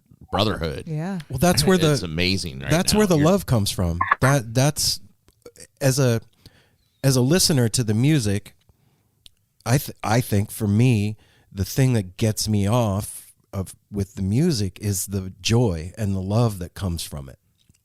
And of course, we always have turmoil and beef and whatever, fights or other stuff, but I'm talking about like the foundation of relationship. Yeah, being down for the set. Yeah, that. Like when that comes through the music, that's the magic. And so being cooped up together for fucking 7 months, you know, or whatever, it's doing something for you guys that you wouldn't have otherwise been able to get. I mean, you might have gotten it over a longer period of time on the road, you know, jammed in a van together and traveling around and doing whatever, but being in close quarters with people like that, it does something very particular. Oh yeah, you get to know each other's quirks and things that smell each other's fucking feet. Yeah, you know each other's buttons. Yeah, then that would be rough on the road, like learning everybody's little quirks as you get pissed at them or something. Like so, now you have a chance to like get that out. They'll be like, okay, I know what's up with Joe today. I know what's up with Jerry. You know, you kind of figuring each other out. That's good. So has there been moments when there's been beef? And if there has, how do you guys deal with that? There's always beef. But straightforward and at the point of the situation, take control of it and just get it figured out right away, because you don't want that shit lasting. Yeah, fester. And the thing is, we're all bonded because of the music. We all came together for the music. That's why we're the best friends, you know. Mm-hmm. And so when we go on stage or even into the studio and into the rehearsal studio and play together, it all goes away. Yeah. Wow. And sometimes it's great to sarcastically say "go fuck yourself" at the end of an argument, because it makes you hug each other and then you're all happy. Yeah. Like me and this guy, I've known him since I was 12, and her and I have been married for almost 23 years. So in all that time, like there's a lot of nonverbal communication that goes between all of us. Like we can have a conversation with just a couple of eye glances and that's it. And I think that like is part of the thing that we as fans pick up on with bands that we love, like you guys. We see that happening on the stage and also hear it happening through the music. It's like being able to physically see a conversation happening or hear it, but not in words. And with you guys, like, I just wonder, like, what's the goal? Like, I know obviously, like, we want to make albums and we want to tour and all that stuff, but like when you guys are sitting down and it's quiet and the end of the day and you've already practiced, like, what are some of the dreams that you guys talk about together? What is a city without its music? The legacy of the New York Philharmonic is incredible. Nearly 2 centuries of history. That's a lot of music and a lot of stories. I was sitting on stage for the very first time thinking, I can't quite believe this is happening. Join me, Jamie Bernstein, as we explore the history of the New York Philharmonic. It's the NY Phil story made in New York, a podcast about a city, its people, and their orchestra. Listen wherever you get podcasts. I think we want to create a family. I mean, I'll just say that first. I think what we want to do is I feel like we've been doing it now, but everywhere we go, we pick up a couple more people that become our best friends.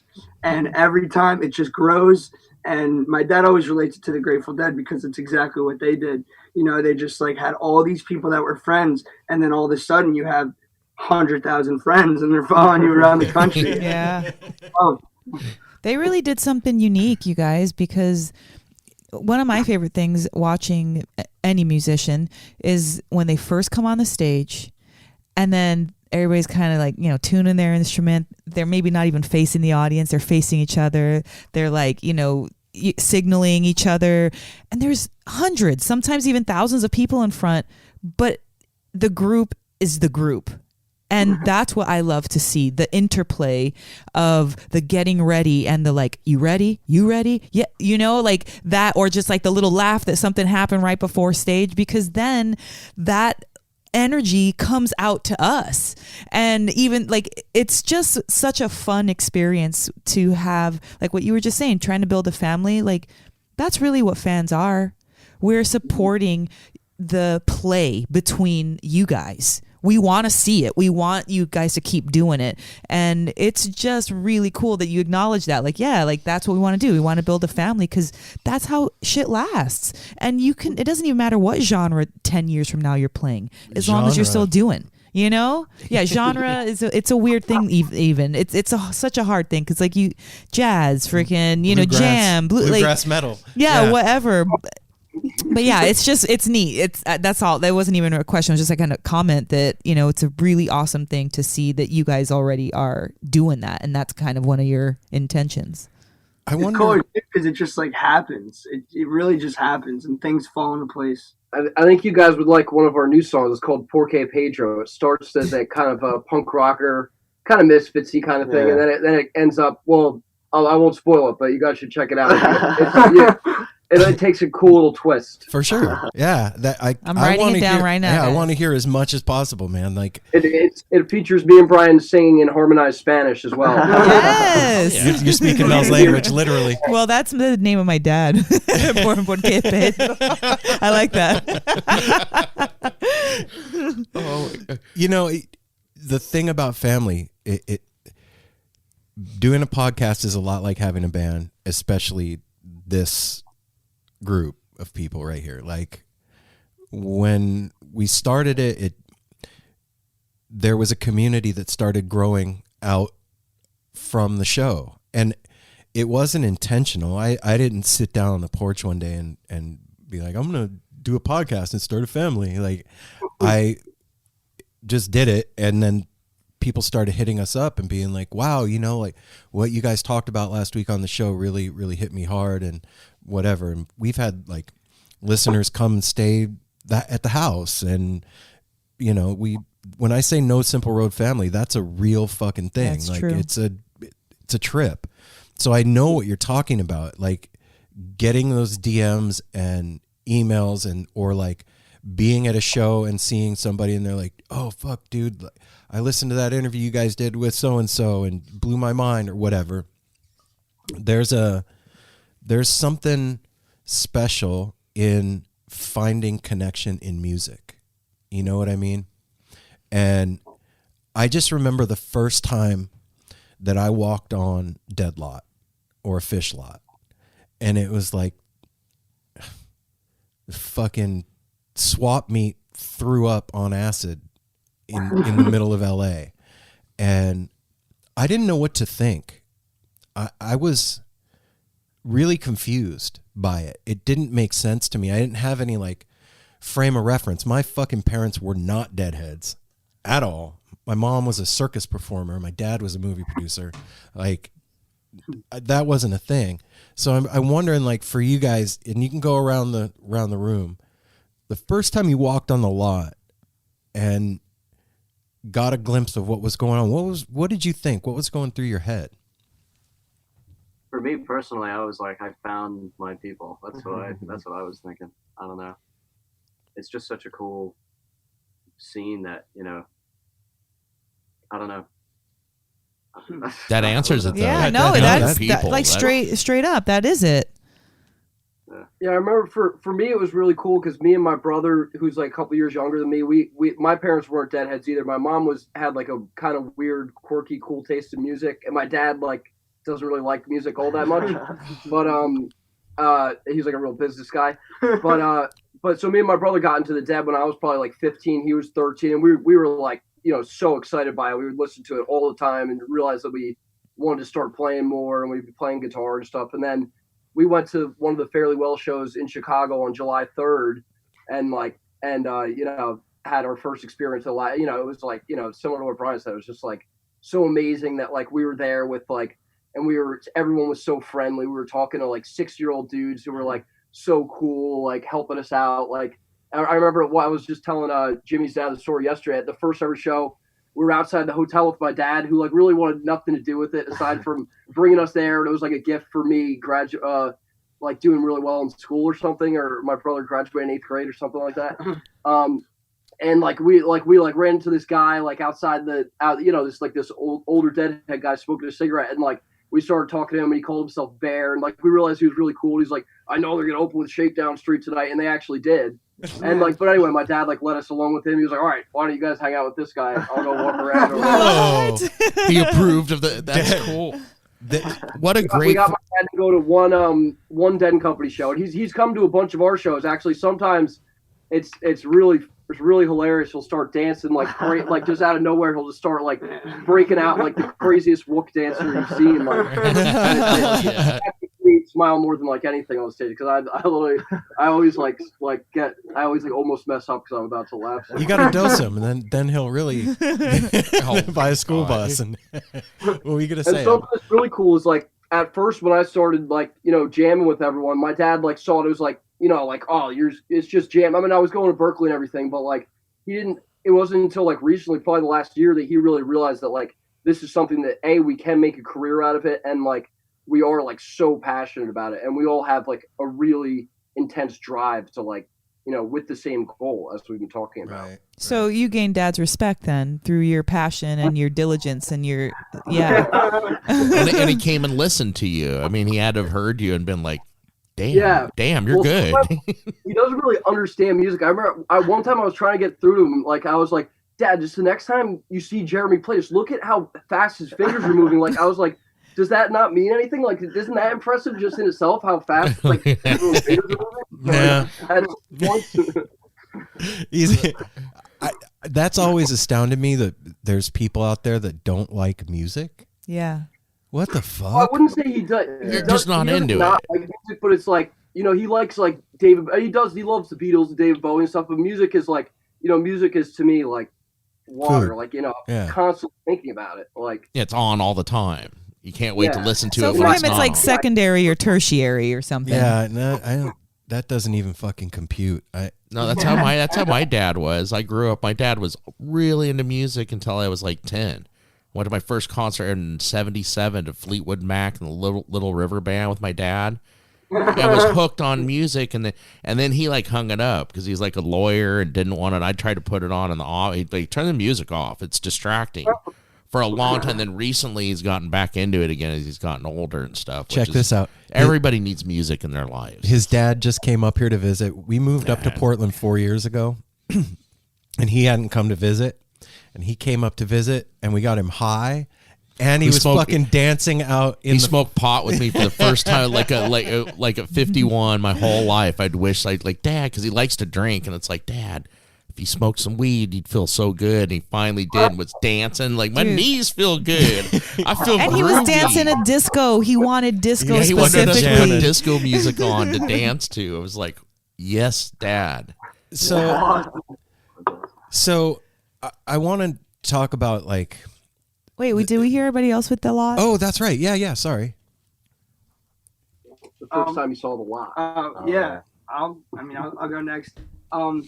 I'm honestly really lucky because both of my parents have been seeing the Dead since like '84, and they've toured and seen over 200 shows.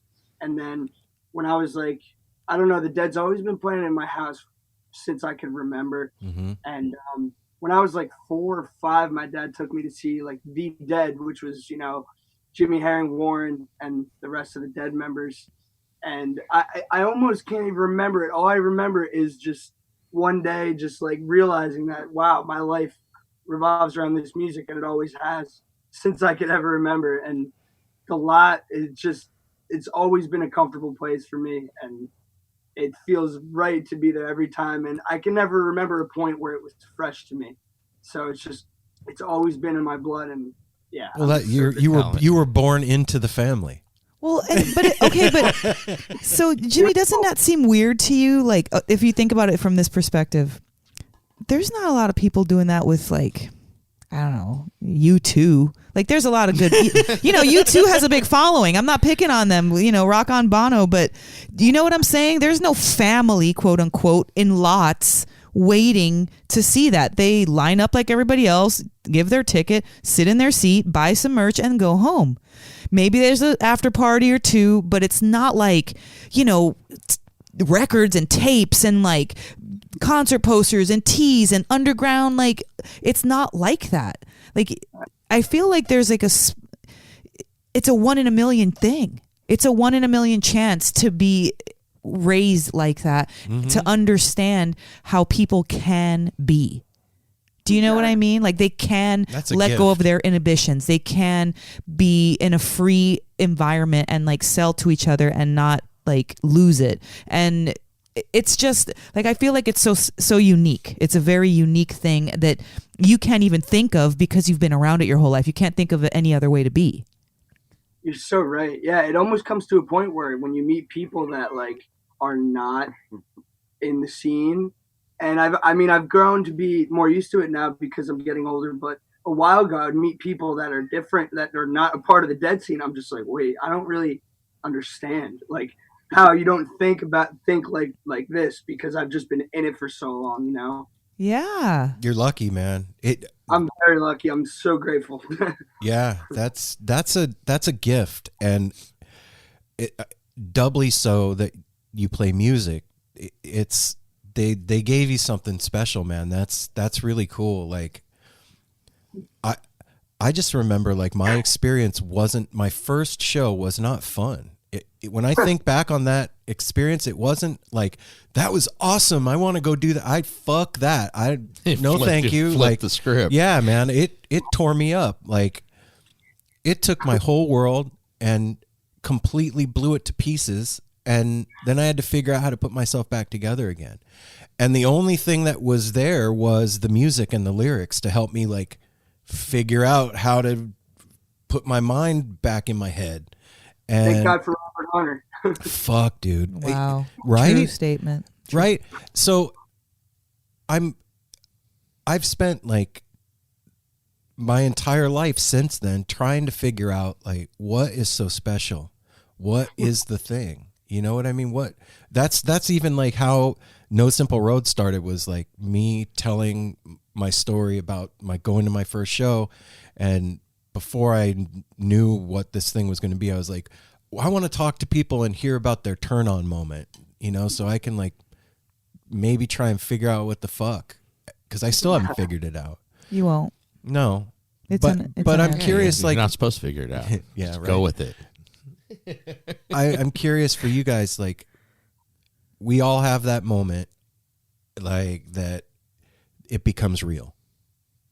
The music turns on, and it's not just music anymore, it's communication, and there's something happening on another level, and you're like, oh, okay, this is a thing now. So for you guys, is there a time or a moment that you remember that happened when you were like, oh shit, this thing is much bigger than I thought it was?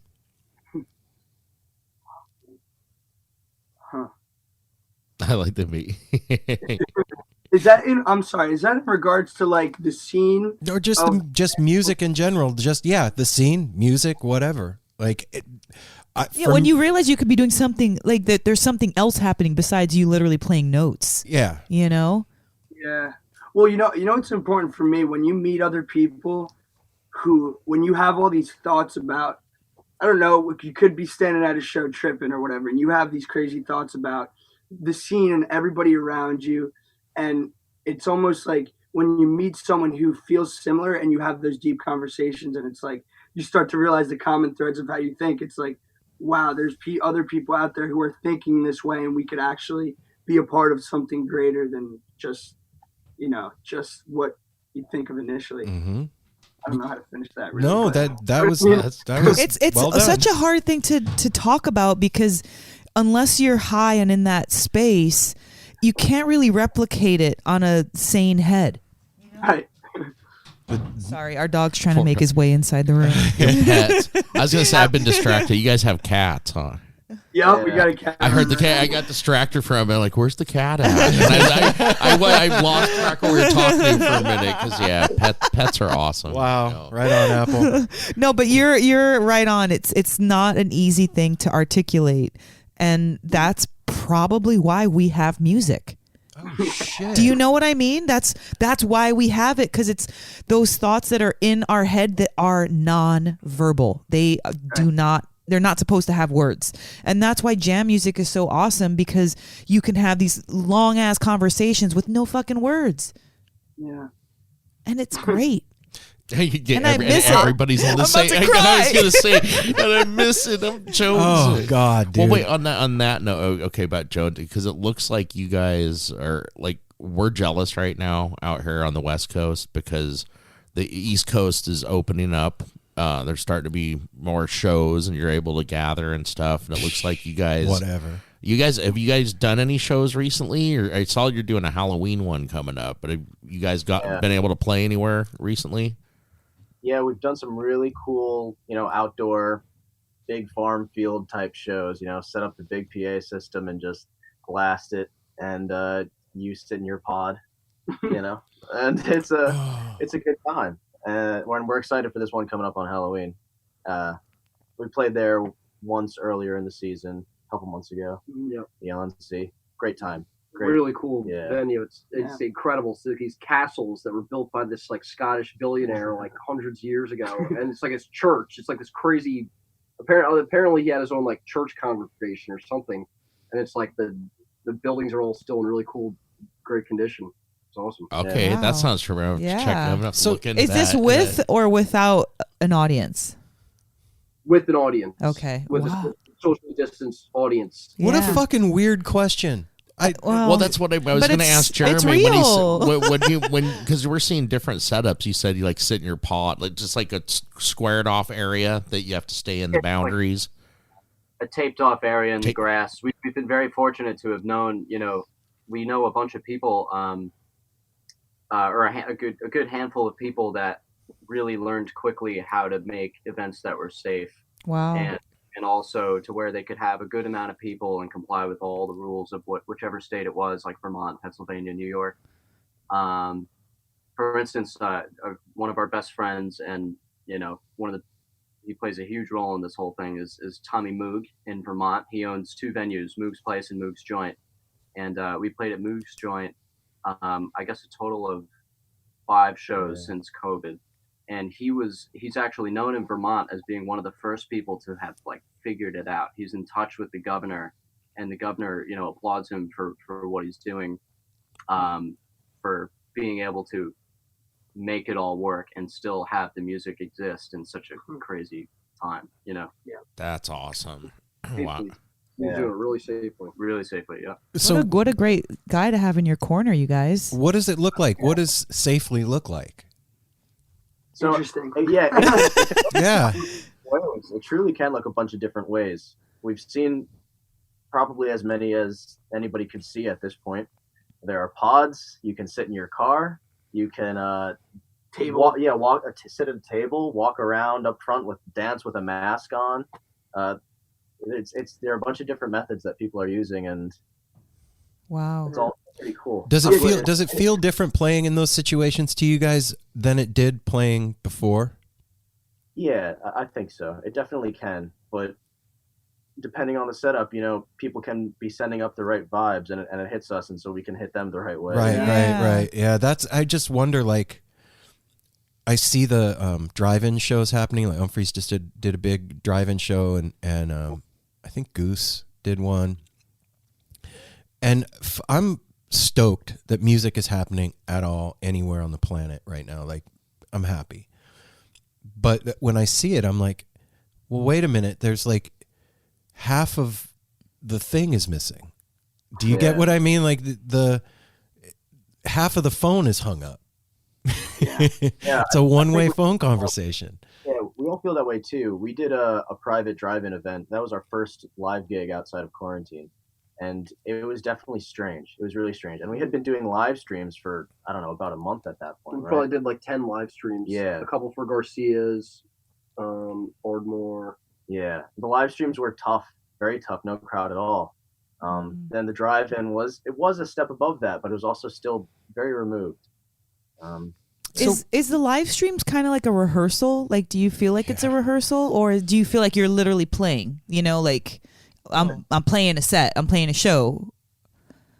Kind of somewhere in between. Yeah. I think because we would treat it like a live show. We would come up with new ideas, new songs and stuff. We did a lot of new stuff. Like on 420, we did the Reefer Madness song from the musical with Alan Cummings that me and Jeremy had just watched a couple days ago. just knowing there were people on the other side of the lens was a really special thing, and kind of a surreal, weird thing, especially when we started doing the live streams in March and April. I think one of our favorite ones was the Tree of Forgiveness one, where they have a Zoom call and everyone mutes themselves while we're playing. Then when we stop playing, they can talk for a minute. And there was a clap. And we're doing another one coming up soon. Yeah, November 5th, actually. Yeah. And so unlimited. The good thing about doing the live streams is that it's unlimited capacity, of course. Yeah, and those guys are doing something really special. They started it from it was just a small thing for friends. This guy Barry Brandow runs it, and then now they have almost 800 people who are watching almost every show. And that's they've had fucking awesome.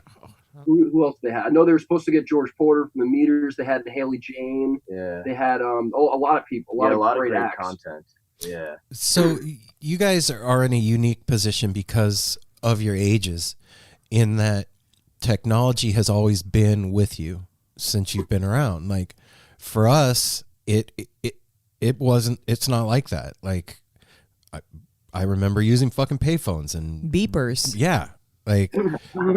So it's been an adjustment for us. I have to learn it. Whereas for you guys, it's second nature because it's always been around integration you. for you guys. Yeah. And so in this new shit that we're in with this situation, you guys have a unique perspective because you see it differently than I see it. And I'm curious what your thoughts are on where things are going and how, or if we're gonna see things go back to the way they were as far as live music goes. I think it'll be an interesting blend. I think this time has caused a lot of people to innovate and come up with new things. We're all fans of the band Wolfpack, who have been putting together incredible videos for years now. And they just played a sold-out show at Madison Square Garden just before COVID hit, I guess. Mm-hmm. And so, they did that online.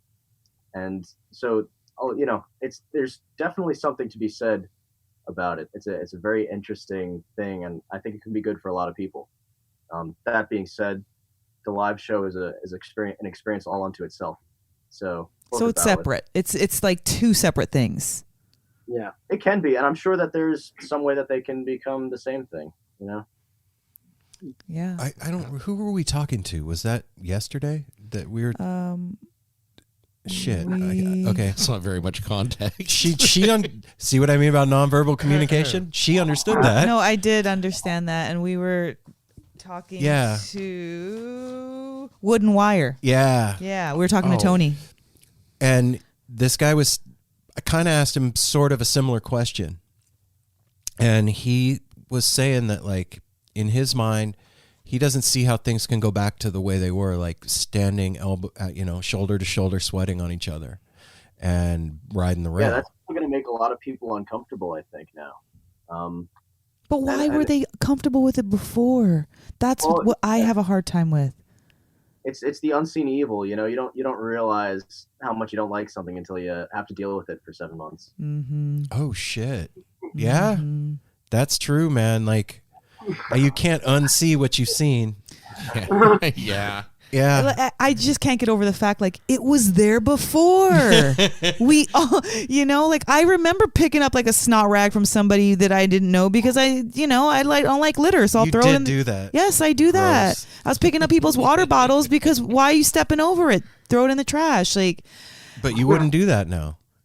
If I might do this, and you guys, I'll pick it up like that. Well, even if you did, me and Aaron, we'd both be like, Mel, stop. No, stop. I get it. I just, like Aaron said, you guys are already, you've been integrated into technology, so it's not either or. It's there. It's always been there.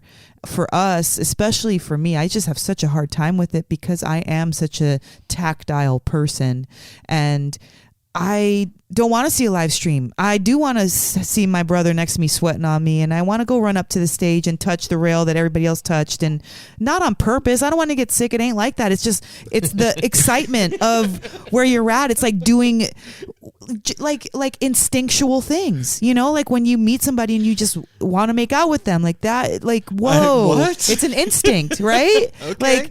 There's, I love Tonight Mills. You're getting some shit out. You did that early. You went on a rant. You're like, I just miss live music. I do. And I'm not hating on, like, this guy Tommy sounds dope. He sounds like he is really, like, you know what? It sounds like figure it out. out. It sounds like it's important to him, and he's going to do what he needs to do, and that is the people that we need.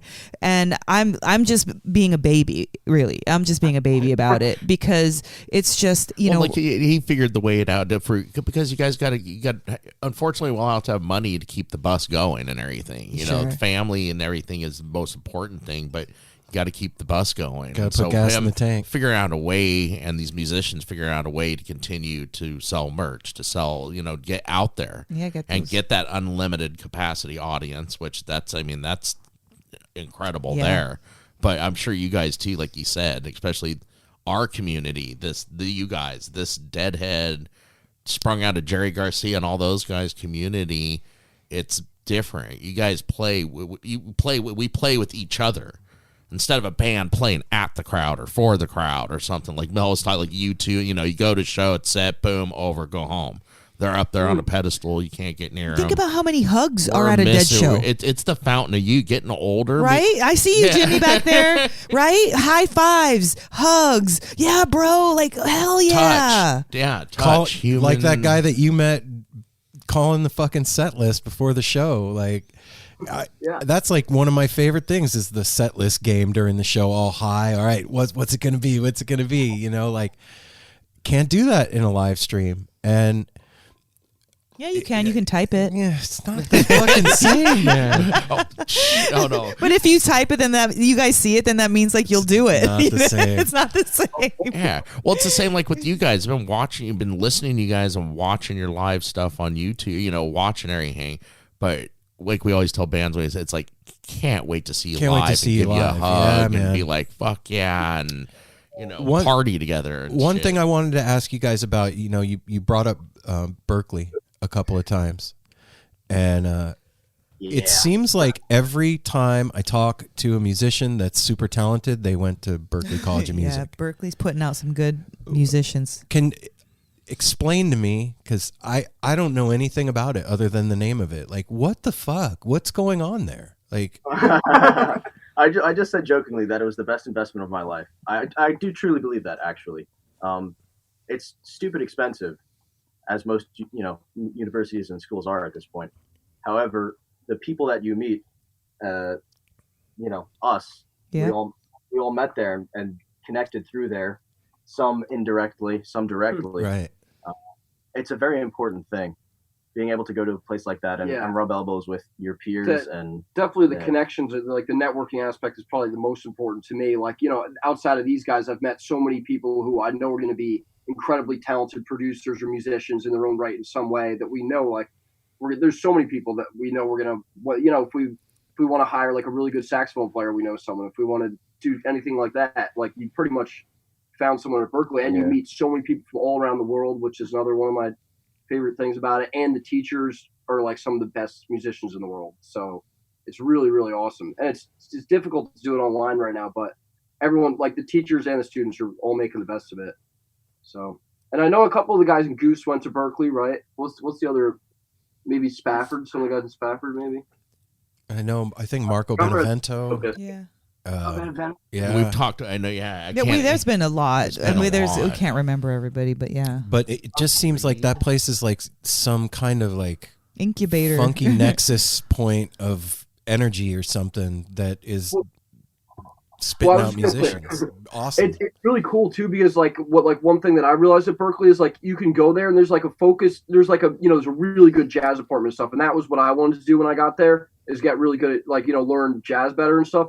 But like you really, once you get there, especially after your first year or stuff, you really realize what you're going to do, and you use the tools to like allow yourself to do that. Like if I wanted to get really good at producing, I would have taken more Jeremy's route, which like he learned, he didn't really know how to produce a lot of stuff before you got to school, and now he's, studying it. So you really can kind of, once you get there, you can choose like a specific career path, which is really awesome. Like another one of our really good friends, he's an amazing cello player, is a huge scholarship. He also is a co-writer on a lot of our songs, and he's a music business major. So like he's and he used to be a scientist. He went to dang. Fuck. How old is this guy? And he's 18. No. Great guy. Owen Leonard. Shout out. Holy shit. Shout out. That was another thing about you guys that blew my mind. I saw a list. I don't know if it was on Instagram or not, that you posted all the songs that you guys play. I compiled the list. I think it's like 106 songs. It might be closer to 110 now. Jesus Christ, man. Like, okay, first of all. And that's just the songs we know collectively. If me or Jeremy or anyone gave a list of every song, like I kind of like lists. So one time I made a song of a list of almost every song I know. It was many songs. More. So are all of those in rotation when you go out to play live? Hey, everybody. What? Wait. The lights are on. What? Everything's weird. Set break is happening. What do we do? This would be a really good time to get some premium cannabis in really your system. Yes, it Heck would. yeah, it would. Set break is a good time for that. Pass me Smoking that with a bowl. buddy, smoking with your neighbor, Where would I get said premium cannabis, Apple? Well, if you're up here in the Portland area, you could come visit us, me, at Define Premium Cannabis in Hillsboro, and we have another store, Define Premium Cannabis in Forest Grove. So come on out. If you have any aches, pains, whatever ails you, we have something for you. Dabbables, your edibles, your topicals, your tinctures, your lotions, of course, your flour. Those the lotions topicals, are really helpful. Dude, lotions are amazing. The medicine you guys, farm. All bullshit aside, everything aside, check this out. I live with this guy. I see the meticulous detail that he's the guy that orders the weed for all their stores. I see the meticulous detail that this guy goes through to pick the, like, if this was beer, this would be like craft beer level cannabis that he's out there sourcing for these shops. And if you go to the Hillsboro location Monday through Friday, what'll I do? Daytime hours, he actually will come out of the back room dressed like a gorilla, swinging from the roof, and like a batch of bananas, he will pick the cannabis product that is right for you. So you know what, man? Go check out Define if you live in the Portland area. One in Hillsboro, one in Forest Grove. They're going to hook you up with 10% off if you tell them that you listen to No Simple Road, and you get a free t-shirt, and you get to meet Apple, and you get to take care of your head. So go check them out. Define. Booyah. Well, wait, that's not the last commercial in Set Break. Oh, no. No. There's one more. There's one more. Set Break's confusing. It is, man. It gets weird. It does. The lights kind of go on, but not all the way. It's Shop Tour Bus. So, you know, what there at some point, live music is coming back. Yes. Right? Yeah. Yeah. And you know, while it already it's not, is. I think grabbing a Shop Tour Bus t-shirt is a great way to remind you of that. Absolutely. Give you hope. And an added bonus to that is when live music does come back, you don't have to roll into that show wearing a t-shirt from 6 tours ago. You can come in with a nice Blue Light Cheap Hotel or a Fire on the Mountain t-shirt or a Steal Your Tape. Or you could just, you know what, treat yourself to a couple of stickers for your water bottle or a hoodie because it's getting cool outside. Yeah. So if you want to get free shipping, when you check out, put in the promo code No Simple Road. They will hook you up with free shipping. And what's going to come to your house isn't just a shirt in a Mylar bag. It's going to come in a hand-designed, one-of-a-kind box with a Grateful Dead lyric on the inside and a bona fide, genuine, real-to-the-world life Grateful Dead bootleg cassette tape. So if that's not enough to get you to order from Shop Tour Bus, I don't know what else we can throw in there. But I'm just telling you, go to shoptourbus.com online or at shoptourbus on Instagram and get more than you bargained for. And you know what?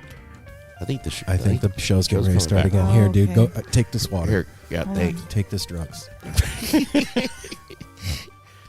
A lot of them are outdated, honestly. Not a lot of them. I don't want to say maybe like 10% are outdated. Like, I don't think we would play them. Yeah, we overplayed a lot of them too. You know? Yeah, I mean, and a lot of them were like kind of like, you know, like Dead songs that were just really easy that we knew we could, like, you know, Deal, Cold Rain and Snow, stuff like that. Scarlet Begonias, the Fire first on the songs Mountain. we played together. Yeah, and those were Really? the first songs we played together because I remember when I asked Jeremy to like come down and play a couple shows, and I was like told him like, yeah, it's like a Dead cover band. So, like, you know, we'll have some fun. That It seems like every supposed to be band fun starts for like us that. to hang out and spend more time together over the summer, basically at first. There's the power of the Grateful Dead. Fucking A, yeah. So in in our world, set list is a huge thing. Like putting together a good set list is an art form, and taking people through. I always kind of looked at it like if a band does a good set list, it should accompany you on your trip. It should bring you in, get you super high, peak when you're peaking, and set you on your feet and send you on your way out the door when it's done. So for you guys, how does the set list creation thing work? Well, we kind of take turns. Sometimes it's really all the five of us collaborating, and sometimes we take turns. Somebody wants to take the lead and put something together.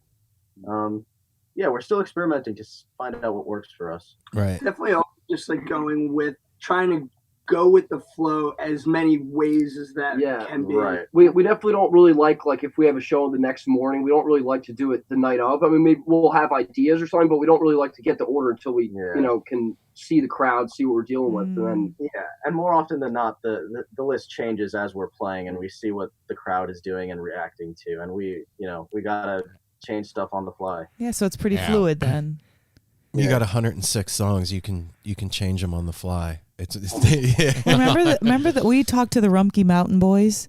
1,000. They had over 1,000, and each night, say Jimmy would do one night, and then Jeremy would do the next night, Joey would do the next night, and each person takes the lead and dictates how the show's going to be. And I just thought that was so unique. Over 1,000 songs, and their energy. Do you guys know who they are? No. I would just FYI, look them up. They are, I don't even know. They're trash grass, right? They're trash grass. Trash grass. But Bluegrass. the skill level of these guys, talk about tight like a tiger. Oh my gosh, they're incredible. So just throwing that out there, but it reminded me of that. That's why I brought it up. That brings up something that's a point we haven't touched on and stuff, because this is new to. You touched on it. Oh, never mind. Just touched on. Oh no. We recently, over the last few years, bluegrass was something it wasn't really part of our lives, other than Jerry Garcia back when he was picking and stuff. But we've really gotten into bluegrass, and I imagine you guys going to school and stuff, you learn all kinds of techniques. You guys listen to much bluegrass or anything? Well, when I went to school, I actually really didn't know much of it at all. I love Chet Atkins and Jerry Reed, which is like rockabilly stuff, but inspired by a lot of bluegrass. And I knew Bill Monroe and all that stuff. And I'd heard some of my favorite musicians talk about that stuff. But I actually met two guys who I had a little band with up there. And every day was boot camp. I'd go to their dorm. We'd wake up really early and make coffee and listen to bluegrass records for an hour every day. And that was my indoctrination into the whole thing. Fuck yeah. I've been trying to get these guys more into it lately. Everybody digs it. And I think we all, collectively love Billy Strings and everything that Jerry Garcia did with David Grisman and Olden in the Way, Pizza Tapes, Tony Rice, stuff like that. It's really cool. And I think a lot of our new original songs kind of at some point will have that double time bluegrass mandolin chopping beat. You can't escape it when you're in the world. You just can't escape that bluegrass chop. Well, also making its way into some shit. The melding of genres really that's what it is. It's if you're good, and that's it. That's all it takes. You can be inspired by anybody who's killing it at picking, or anybody. You know what I mean? It doesn't have to just be bluegrass or jazz. It's if you're badass. Yeah, you got the chops. I think that's what's so cool about the jam scene, because that's really what it is. It's jam music, but what jam music is just a big pile of just everything. You could put any influence in there, and it's jam music as long as it's done right. You know what I mean? And I think that's beautiful about it. Yeah, man. What about electronic music? Are you guys into any of that? Yeah. That's my alley, 100%. I love bass music and dubstep and hard stuff. So do you integrate some of that stuff into what you guys do, or have you yet, I should say? Yeah, so Working it's on it. definitely something that we're working on. The mechanics of doing things like that live are really tricky, and I bet. So, but we have some wubby jams. Yeah. Well, that like with Jeremy, we got to say that like especially Mel is a keyboard nut. Oh yeah, junkie. I mean, I And just you were immediately saying- I was like, I don't know you, Jeremy, but I love you. Yeah, well, like Sam was saying earlier, like pointing out, it's like look at how fast his fingers are moving. You know, that on its own is, even if there wasn't music coming out, just being able to do that, and then to make music come out of it. And I mean, well, listening to sure we were the playing. I mean, it goes from funky to classical to, I mean, just the gambit of everything. And the question I was going to ask, I forget now because I was kind of reading about you guys. You got help. You got help from Billy Joel or some kind of a help with a scholarship or something. Yeah, so that's awesome. That's like one of the coolest things I've experienced. I went to an arts high school on Long Island. That's where I grew up. Brian and I grew up on Long Island. The rest of the band is all from Jersey. But yeah, so I went to this arts high school called Long Island High School for the Arts. Excuse me, Long Island High School for the Arts. So unfortunately, the school was in a massive amount of debt, and the program was going under. The districts were not sending kids because they didn't want to spend the money. It was a big mess. But Billy Joel's foundation donated a bunch of money to the school to keep it afloat. Fuck yeah. And it was so incredible at the time. He held a great class at the Tillis Center, and the whole school went, and we were able to talk with him, ask him questions, and just listen to him play. And so in my senior year of high school, I guess through connections at the school, he heard about me and what I was trying to do. And so I was gifted with a scholarship, and I met him backstage at Madison Square Garden.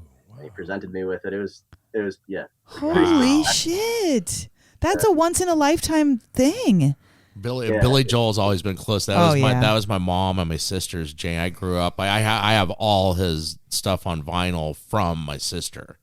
So that's awesome. I got to dude. ask you a Congrats. question. man. Thank you's not enough. Like, what do you say to him after that? That's Like, what I was going to say. So like, I've had those moments like meeting a musical hero and like coming out of myself and standing across the room, looking at me sitting there talking to this person and being like, I can't fucking believe this is happening right now. This is my life. I'm doing. I had like 10 out of body experiences. Yeah. So the question is like, what did you say besides thank you? Like, what do you say to that? Like, that's huge. I'm going to give you an education here. Just take this and go. Yeah. I don't know. It's tough. I just tried to be humble and truly express how I felt, which was, I don't know, flabbergasted. Yeah, that's a great word. Flabbergasted. Fuck yeah. shout out Billy. Yeah. Hell yeah. So Owen Leonard, Billy Joel. I want to I know that things are fucked up right now and nobody's going anywhere for a little while. But I want to make you guys the offer when things open back up and you guys can get out on the road. You guys need to come to Portland. We'll help you figure out a place for you guys to play out here. And you stay here with us. And You don't have to tell us twice. Yeah. Seriously, you I'm guys, serious, this man. is like, okay, for us, I'm definitely late to the bus. I did not listen to the Dead at all. I was all pop, rap, R&B growing up, Billy Joel, Michael Bolton, like all different stuff. And so what my thing was is always diversity, always different types of music. It was never like, oh, she likes only this or whatever. So then when I got, married to Aaron and we started, the podcast and all that, even more variety came into my life, and what musicians give the average person who's not a musician can never be repaid. And it's not like a debt, but it can never be repaid. The hours of dancing and sweating and lovemaking and walking your dog and studying for tests, and like, you guys are our companions, like legit. And so the show for me has always been like, how can we give back? how can we give back to that? Not like we could ever repay it, not talking that way, but like, how can we do that? And so what we found, we're blessed with this beautiful home here in a really great location. So the people that are able to come, that is like the least we can do to help everybody kind of like put their best foot forward and be that, you know, earbud in there and like the, you know, the dancing partner or the crying partner or whatever. So when we say that for real, truly, we really mean it, because it does something back, like being able to, like, you know, if Billy Joe was like, hey, you know, can you come play with me? You'd be like, hell yeah. Right. Like you do whatever. So that's how I think I can speak for all of us. Like we collectively feel like that when we say that. It's like, hell yeah, come out, bring the whole fucking gang. Like you're not going to stay forever, 2-3 days, whatever. Like do it. Like, and because that is how we can support you. This is how we can support you, by spreading, you know, the information on you guys and just getting people to know who we're rocking to. Yeah. You know? And also to add on to that, like, through the podcast and living here in Portland, we've met people here, so we can help you get a show at one of the spots and set you up. You guys and would kill it out here. I want to make it happen. I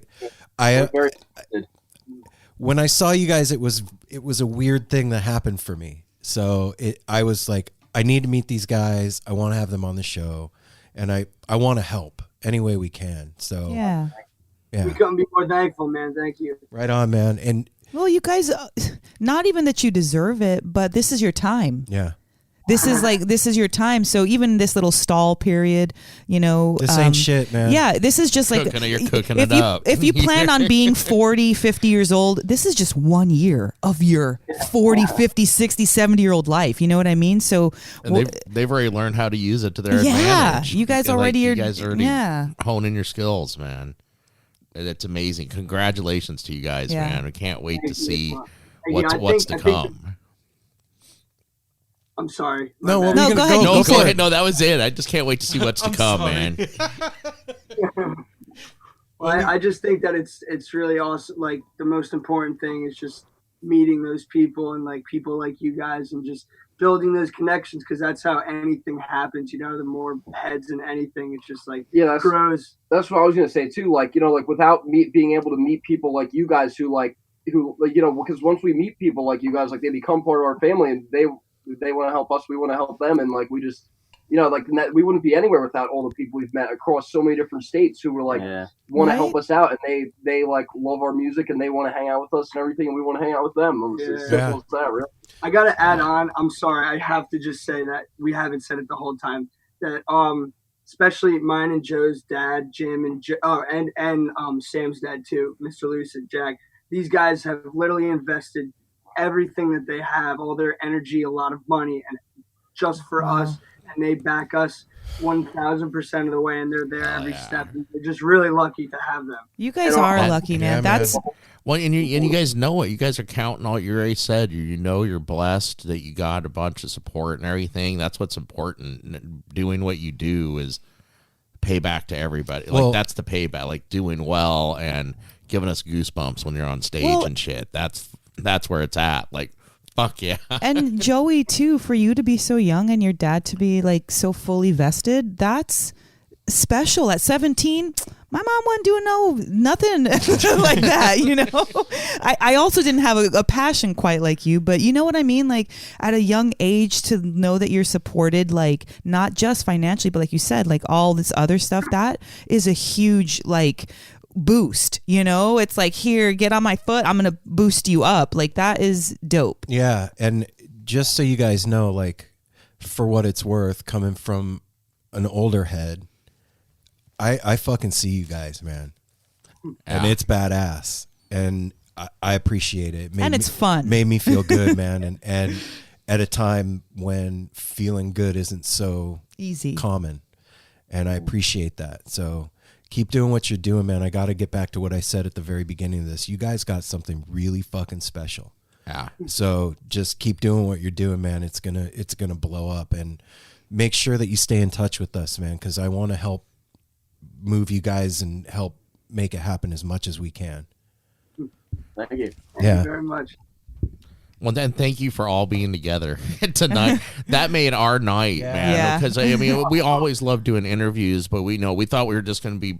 All we knew is we were going to be talking to Jimmy, and then when we got on the phone with you, and Aaron was immediately like, "No, we need to fucking see them." Yeah. It just adds so much more to it. So yeah, and thanks again, guys, for giving us your time tonight. And well, we should ask it. Is there anything you want? Tell our listener, like how to find you, your Instagram, what you got coming up or anything, and if you got anything else to throw in.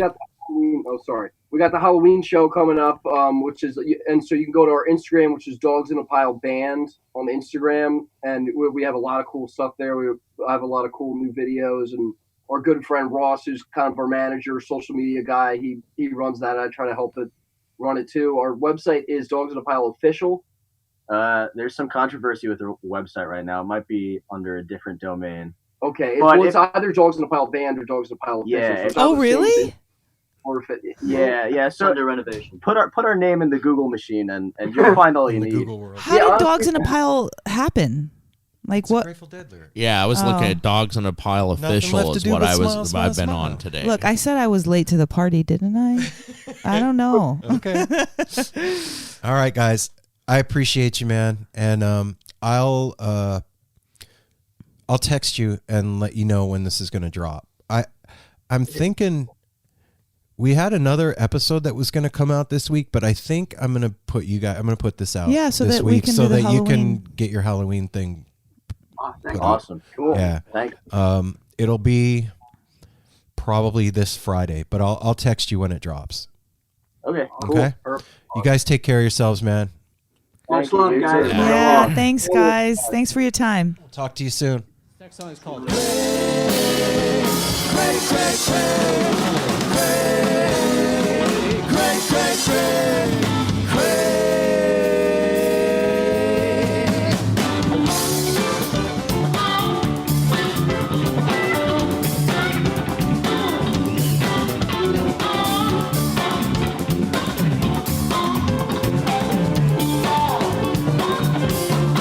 There was a guy named Craig. He was a very nice guy. He had a very nice smile, and he was never quite shy. Craig, Craig, Craig, Craig, Craig, Craig, Craig, Craig.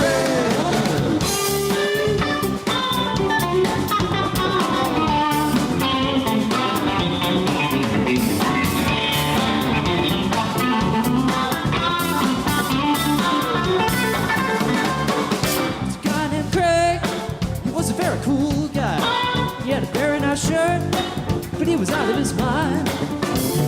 Craig, Craig, Craig, Craig, Craig, Craig, Craig.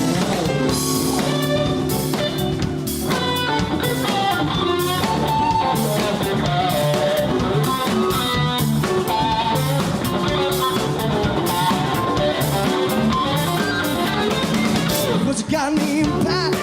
He was a very cool guy. He had a very nice suit and a very cool tie. Pat, Pat, Pat, Pat, Pat, Pat,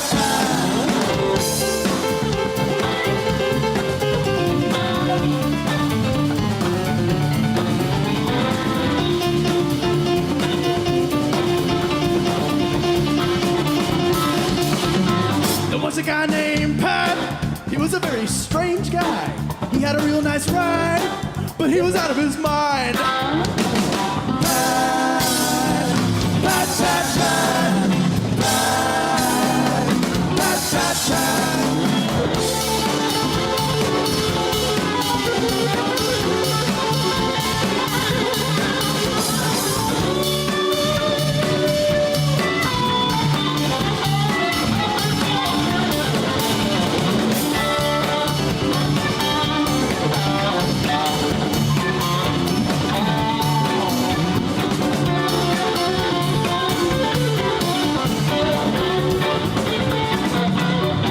Well, now Pat met Craig. It was about that time. They had a couple of drinks, and they were out till 9. Craig had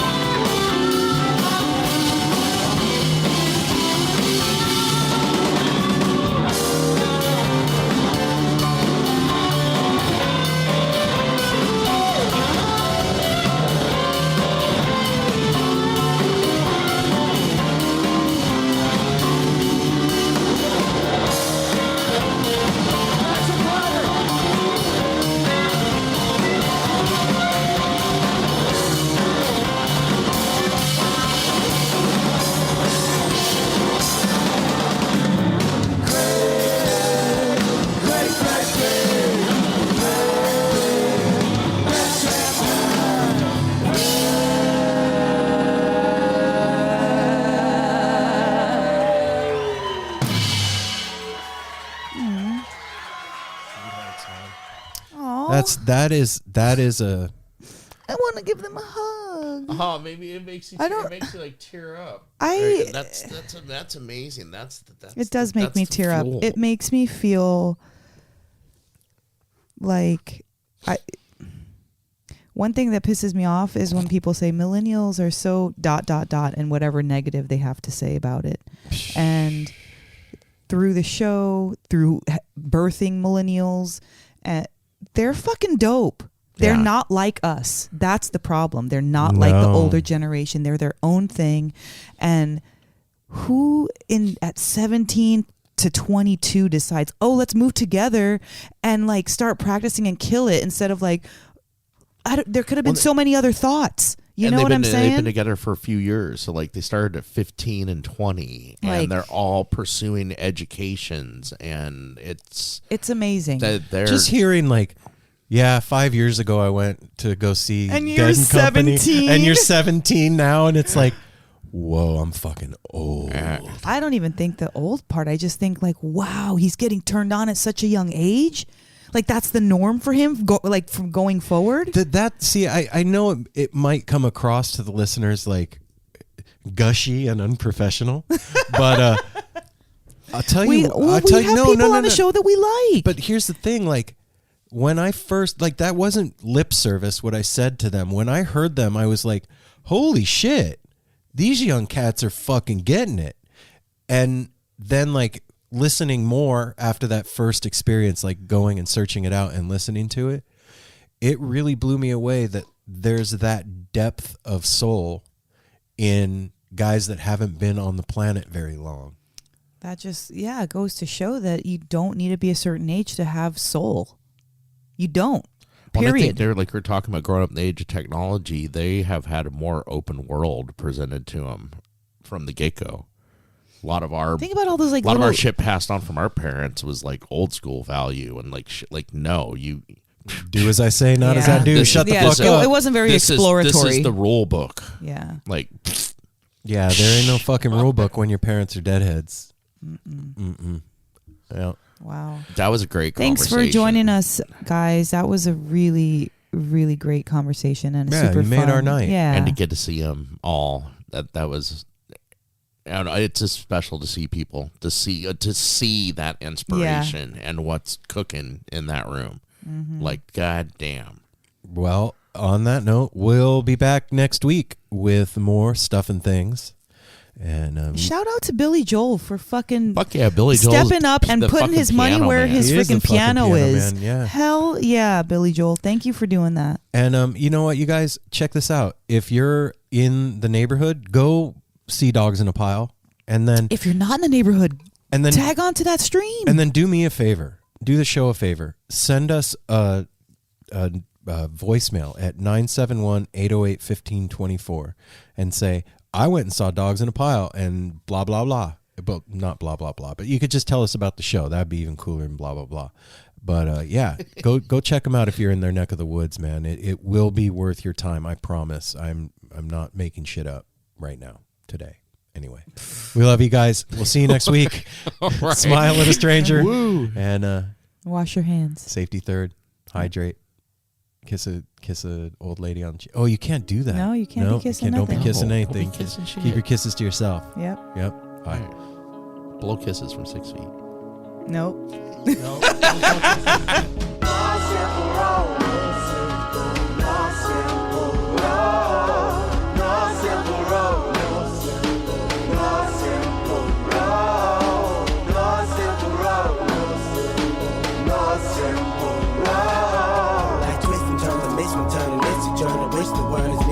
But it's a burden. Felonies has been deferred, and hell means been the earth, and alchemy can bring the birth, the melody of a newborn.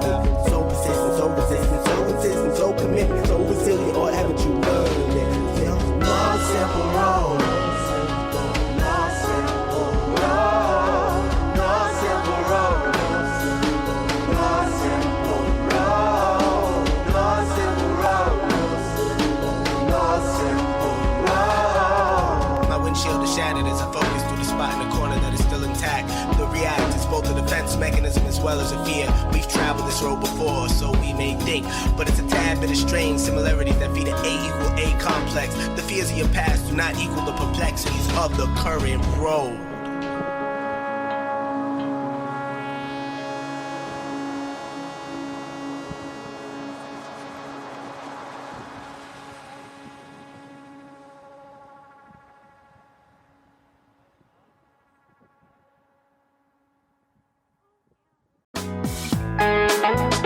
Hey listeners, I want to tell you about the April-May 2023 issue of Relics magazine. Features a Dave Matthews Band cover story with additional articles and interviews with The National, Graham Nash, Wayne Shorter, ALO, Ivan Neville, our friend Eric Krasno and Stanton Moore, Marty Stewart, and much more. Check out the latest version of Relics and subscribe now at relics.com/DMB. Thanks, Relics.